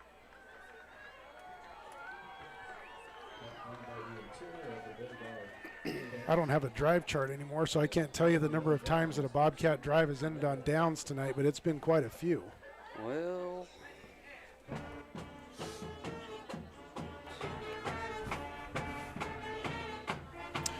4 minutes even to go here in the ball game. Lovell leading 51-15. They'll take over 1st and 10 at the Bobcat 40, and I think you're going to get a lot of Nichols, Monterde, and Kahn here, as the Nichols boys will be in the eye. Second man through, the ball's on the ground. That wasn't a clean handoff. Cats might have got it. They did. Cats with their second fumble recovery of the night. That was a bad exchange between Wilson and Nichols. That handoff hit Nichols in about mid-thigh, and it kicked straight forward into a Bobcat. And so the Cats will get it back. 1st and 10 on their own 41. Whistle stop this. Lovell with a timeout. 3:55 to go in the game. The Bulldogs in front by a bunch. We'll take a timeout as well. This is Cat Football KDNO. Back after this. P6 Station Stone-Fired Pizza is proud to sponsor Thermopolis Youth Athletics. When you open the door, it hits you. The smell of freshly baked wings or pizza. Your Stone-Fire creation comes out with the perfect golden brown crust, fresh toppings, and melted cheese that some can only dream of. Don't forget to check out the Pizza of the Month. Enjoy your meal inside or under the pergola. P6 Station Stone-Fired Pizza, 544 Park Street in Thermopolis. Eli McCumber is going to, they officially gave him credit for that fumble recovery. Kevin stuck his head over into the next booth over, and official statistician said McCumber with the fumble recovery. So Cats with a defense with a pair of takeaways here in this second half. Cats 1st and 10 from their own 41. Needing a comeback of epic proportions here. Bobcats come out of a timeout, still look a little confused. Trips to the near side, which would be the left side for the Cats. Shumway, direct snap to Farrell. Rhodey will take it up the middle and breaks out of one tackle, now breaks out of two and gets out over the 45. Good hard running by Rhodey Farrell. He kept the legs moving and came out of a couple 3 tackles there. Gets up a little gimpy. About 6 yards on that. Bobcats line up fast. 2nd and 4 Cats from their 47-yard line. Clock runs, 3:25 to go in the game, and again trips to the near side. McCumber tightens in his split. Snap back, that ball's on the ground. Shumway picks it up. Gavin looking to make something happen. Throws it back across the field, and that's going to be picked. Threw across his body, back across to the other side of the field, and that interception made by 84? who we don't have on our Nope. roster either. Thank you. Gavin's 2nd interception of the ball game. This one at the Lovell 42-yard line. And 3rd interception of the game. oh, that's right. I forgot the little Shovel pass. Yep, 3rd pick. Bulldogs get it back on the turnover at their own 42, and that play was bad from the get-go. The snap was not caught cleanly. It was on the ground, and Gavin picked it up, tried to make something happen, and Never really got his feet set. Threw it backpedaling. then threw it from the left side of the field back to the right, Yep. and that's always, Trouble. yeah. 1st and 10 Lovell from their 42, 3:09 to go in the game. Wilson will give off to Nichols. 2nd man through. He's out across midfield to the Bobcat 49. That'll be almost a 9-yard gain on 1st down. Ben Nichols. I think the Cats would like to see the next 3 minutes come off the clock in a hurry. I think you're correct. I think they couldn't get off this field faster in their minds.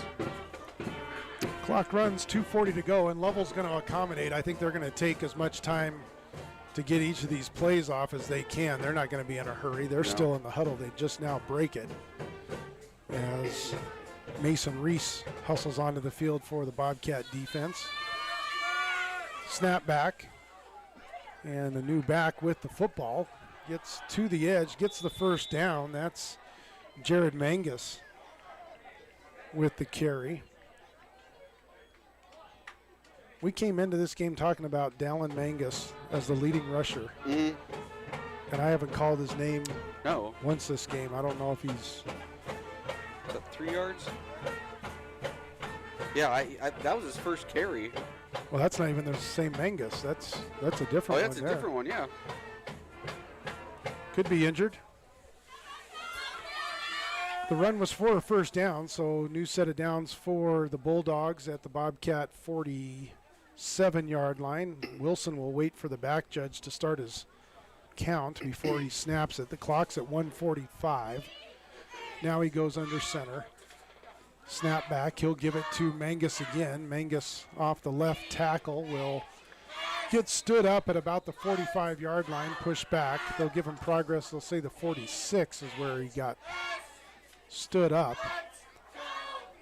Rhodey Farrell coming off the bottom of the pile after making the tackle, along with Eli McCumber. Or nope, check that. That was Chris Ahrens, along with Farrell, as Zane Stam checks into the ball game for the Bobcats.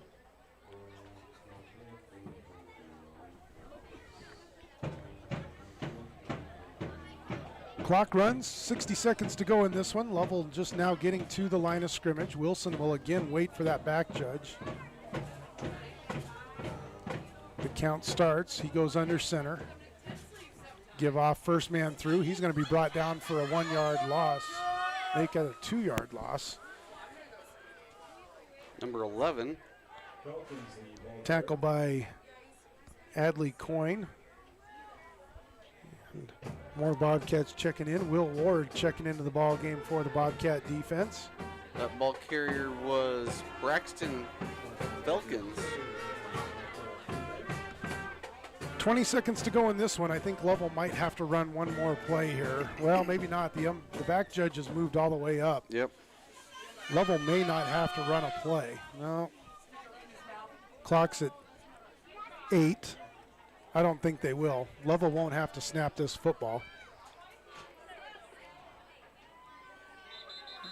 And they won't before time runs out. Final score here tonight, it was the Lovell Bulldogs 51, Thermopolis Bobcats 15. Stay tuned, we've got Clicker to Ticket postgame show coming up. This is Cat Football KDNO, back after this timeout. For a place to relax, sip on your favorite specialty lattes or tea, and find the best gifts for any occasion, Storyteller is the place for you. Books brimming with compelling stories, gifts for the kids like Legos and coloring projects, and something for your family and friends like hats, jewelry, or a bag of award-winning Mountain Air roasted jackrabbit java. To learn more, visit StorytellerWyo.com or swing by at 524 Broadway in Thermopolis.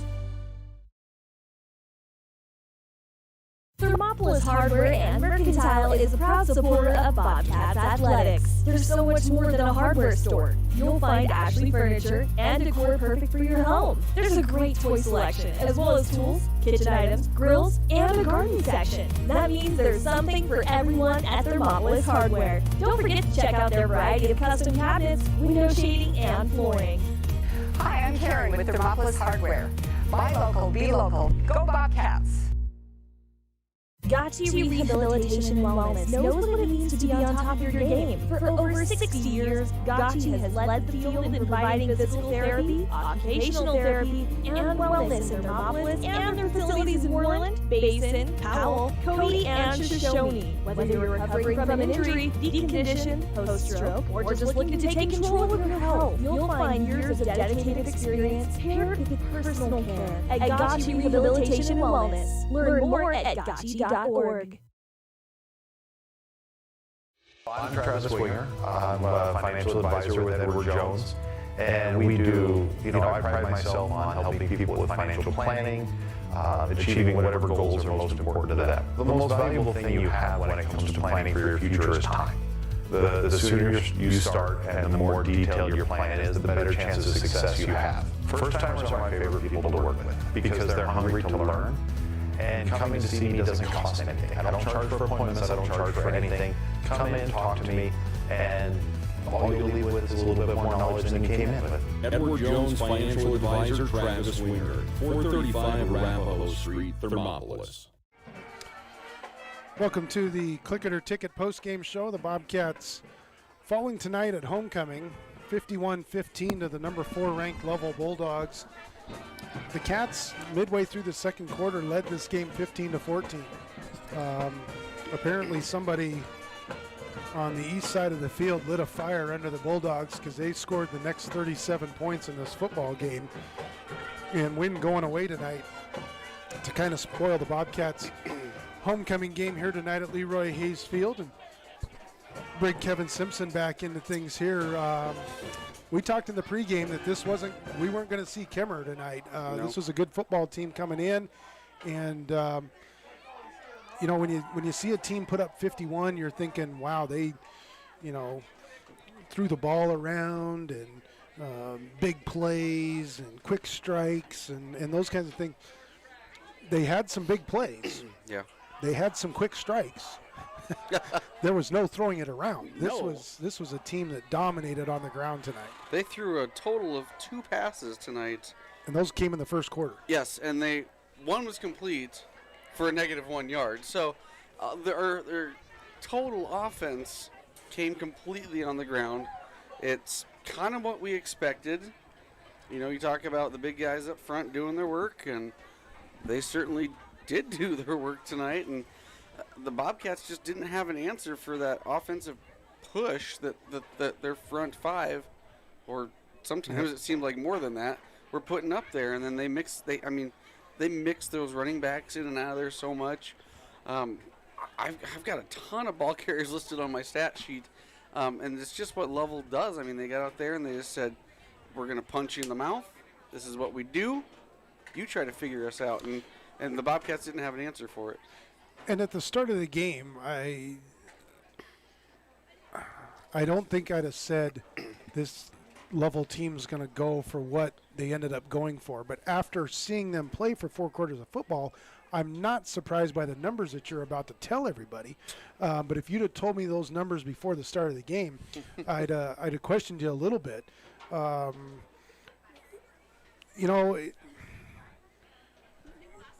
Hard to put into. I don't know that the Cats are going to see another team like this that is so dependent on one part of their game. Now, that being said, there's a bunch of other teams in the West Conference that are going to see this film and say, oh crap! Look what Lovell did on the ground. Maybe we adjust our game plan a little bit, and maybe we go a little bit heavier to one part of our offense than another. But this was probably as big a team as the Bobcats are going to see this year. Just thinking back to what we saw with Cokeville last year, they didn't have kids this size. No. Lyman generally doesn't have kids this size. Lyman has a lot of skill kids. But Lyman doesn't run a bunch of big kids out there like this. Big Piney doesn't have big kids like this. Mountain View's struggling. They've got their own issues going on. So this could be as big and as physical a football team as the Bobcats see this year. That being said, it's still a loss, and it still stings a little bit to lose 51-15 at homecoming. Yeah, I haven't done my homework far enough ahead to see what the other schools have size-wise, but I think I agree with you from what I've seen and from what I remember last year. These are some big kids out there, and coach wants to. You can't coach size. I mean, you can coach talent, you can coach skills, but size is one thing. I mean, that's just who you are. And holy cow! I mean, these guys are big. They're physical, and they were really disciplined actually, which is kind of what didn't surprise me, but I noted as well that I have one penalty on the books for Lovell tonight, and it was a face mask. On the other side of things, the Bobcats didn't do themselves any favors in that first half with the turnovers. As good as Lovell was at moving the football on the ground, the Bobcats had opportunities in that first half, and they were at times their own worst enemy with those turnovers. Yeah, some interceptions, thrown by Shumway tonight, and we put the ball on the ground once or twice. We lost one of them. We always talk about winning and losing that turnover battle, and you give up 4. I mean, you give away 4 and take away 0. Or no, you take away 2. I take that back. Take away 2. It's pretty hard to overcome that. I don't know if we'll see. Gavin threw 26 passes tonight, too, which I'm not sure how often we'll see that this season. Gavin's arm's got to be sore after tonight, and his legs are probably sore, too, from a lot of running around. And we're probably saying a lot of the same things that Kemmer was saying a week ago, because Kemmer was at times their own worst enemy with the turnovers, and the Bobcats getting those takeaways and cashing in on those and getting points off of them. I guess the good part about this is you have about 5 more minutes of talking with your coaches, and then you forget about this one and you move on and you start turning your thoughts and attention onto Cokeville next week. Yeah, you got to have a short memory, and you got to just go out and you put this one behind you because you can't change the outcome of this one, but you're going to hope that your team shows up. Going on the road, first road game too, you think about that, taking some of these kids probably on their first away game of their career. I mean, luckily our starters, they've got a lot of varsity experience, but you're going to take some of these younger kids out there going on the road, and Cokeville, like we said, it's a team that can score and get up and down, and be interesting to see how they rebound from this. But like you said, they got to forget it and move on.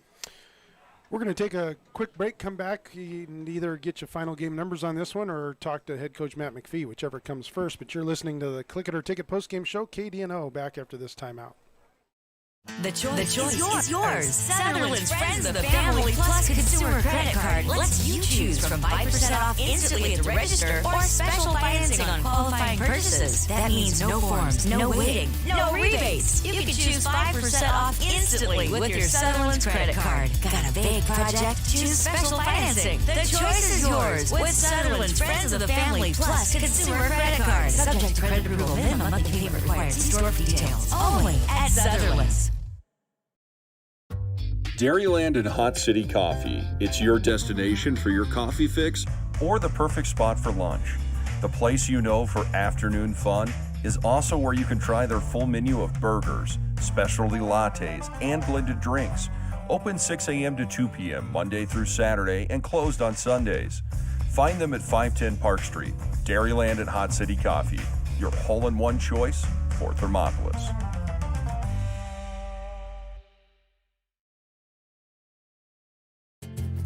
From one corner of the state to the other, over 82% of Wyomingites wear their seatbelts. And to the 18% who don't, we say, let's buckle up for life, Wyoming. Welcome back to the Click It or Ticket postgame show. Bobcats fall tonight 51-15 to the number 4 ranked Lovell Bulldogs here on homecoming, and we're joined by Bobcat head coach Matt McPhee. And I'm not exactly sure what I want to ask you, so I'm just going to go ahead and let you give us your 10 minutes after the game thoughts about this one, and maybe I'll think of something as you're talking about what you saw out there tonight. Well, we just talked to the boys. I mean, we saw some good things. We really did. You go into halftime down 2 scores after turning the ball over essentially 4 times. We felt like we could have been in a worse position. I guess we could have been, but they wore us down. They're more physical. Our tackling and some of our gap integrity wasn't very good. But really, we made poor decisions more often than not, just way too many times. Game comes down to turnovers oftentimes, and tonight was, to me, just an example of that. We turned it over. We gave them short fields. We got out-coached. I didn't do a good enough job, and we'll go back to work on Monday. Johnny and I talked about this extensively, kind of the size that Lovell brings to the field, and that was kind of troublesome for you guys tonight. Big physical up front, kind of won the battle of the trenches, and that kind of shows. Do you think you guys, do you anticipate seeing we talked about, we can't think of another team that we'll see down the road that looks like these guys, and to me, that was really the deciding factor, was in the trenches, and I'm assuming you're going to go back and look at that film and whatnot, but how do you address that with your team? I mean, you're not going to see this type of size probably again, but it's obviously something that's you're going to probably work on this week in practice, I would assume. Well, we will. I mean, we will address it. We will see big teams there. Here on out. I mean, Lyman just handed those guys a 15-point loss a week ago. So 2 weeks from now we'll see Lyman and Cokeville played these guys tough. So size is not one of our strengths. We're going to continue to eat.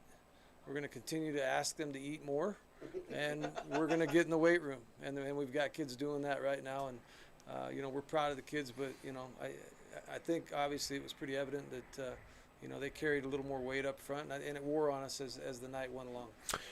In some respects, is it as you start looking now, this game's done. You move on to. You turn your sights to Cokeville for next week. In some respects, is it good that this is a homecoming week, because now the boys, they can think about homecoming tomorrow and those kinds of things and not be dwelling on this and start turning their sights homecoming tomorrow and then Cokeville after that?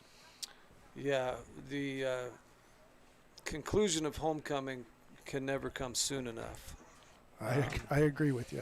But, we thought – distractions aside from this week, I mean, every school goes through it, and I wouldn't say we embrace it, we accept it, and I thought we had a good week of practice, but along with your point, Donnie, absolutely, I think we get this dance out of the way tomorrow, and the kids get back to work, and we watch film at 6 a.m. on Monday, and we've got our first road trip over the pass, and we get to go play over in the great region of Cokeville, which I'm not sure if that's a region or not, but it's over there by itself.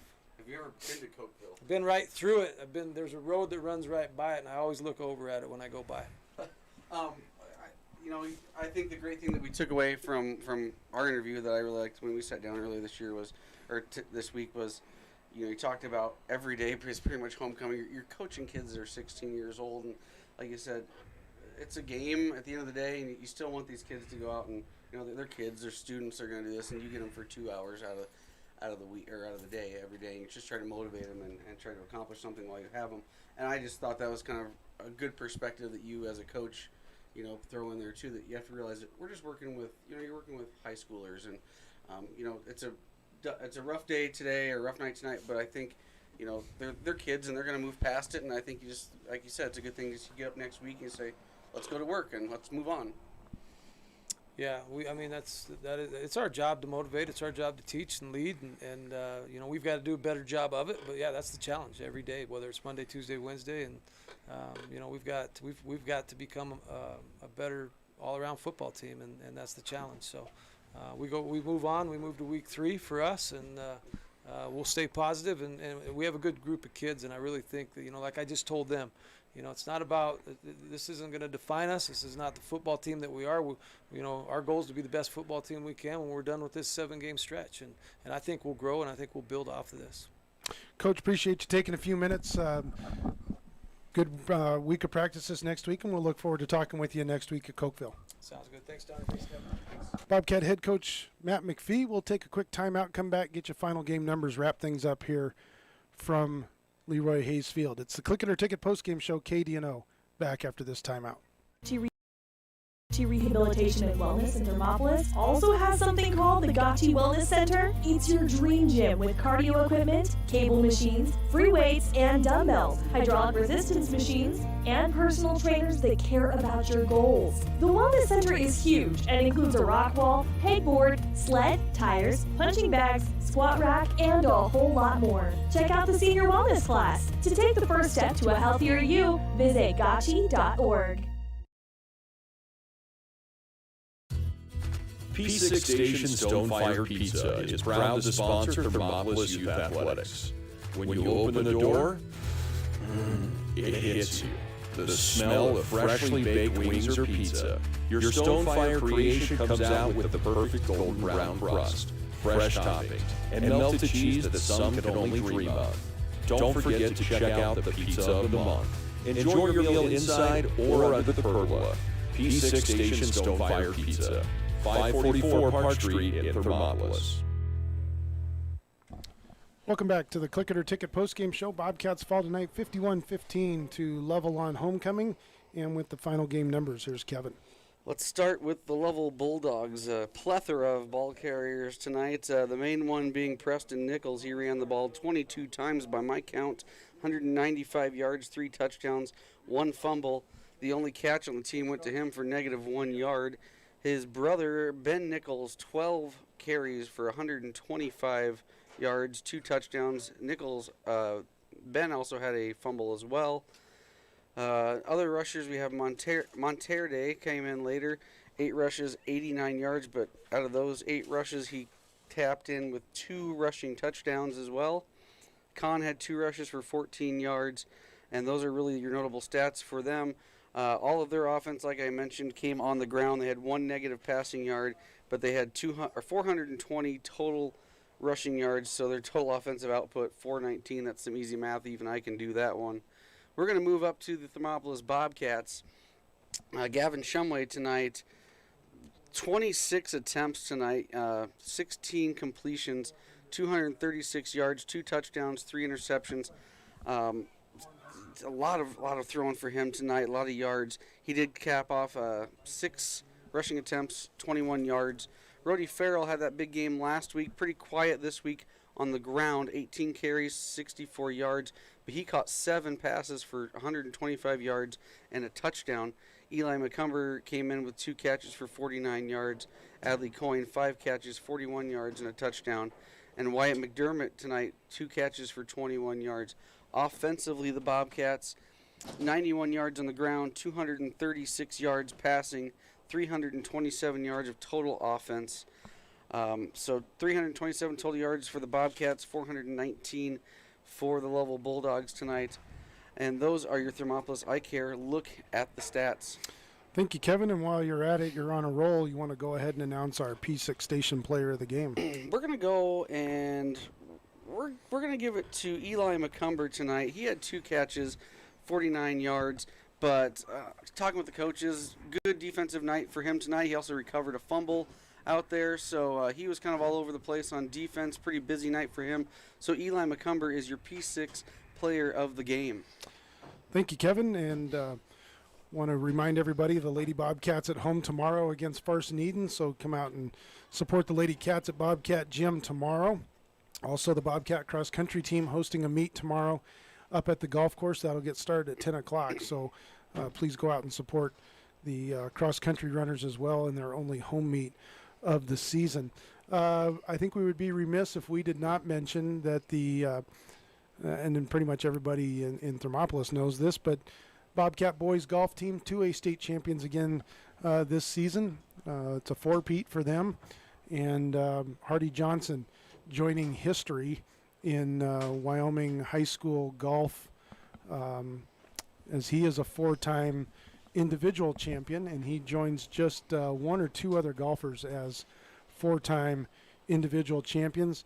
Brother Hadley Johnson was all-state as well. He was the runner-up last week at the 2A state golf tournament, and Will Clark with all-state honors as well. So congratulations to the Bobcat boys golf team, to Hardy, Hadley, Will, Seth Wire. I'm going to miss somebody along the way here. Needham. Jonah Needham, yes. was on the state golf team as well. So, and head coach Brandon Daramidi, back-to-back for Brandon as the head coach, and so, or maybe back-to-back for Brandon. Back-to-back, I believe, for head Brandon. coach. So congratulations to all of them. Great season again, and Bobcat golf team really building quite a dynasty here in Thermopolis in the 2A golf ranks. Reminder, we will be on the air next Friday as we go to Cokeville. Bobcats taking on the Cokeville Panthers next Friday afternoon, 4 o'clock kickoff. We'll be on the air with the pregame show at about 3:30. Want to thank everybody back in Riverton at Master Control for running everything back there. My thanks to Kevin Simpson for everything that he does as well, and thank you all for listening here tonight. The Bobcats fall tonight to the Lovell Bulldogs on homecoming, 51-15. You've been listening to Bobcat Football, 101.7 KDNO, and on the World Wide Web via YouTube. There you go. Appreciate you listening. We'll have a good weekend. We'll talk with you next Friday.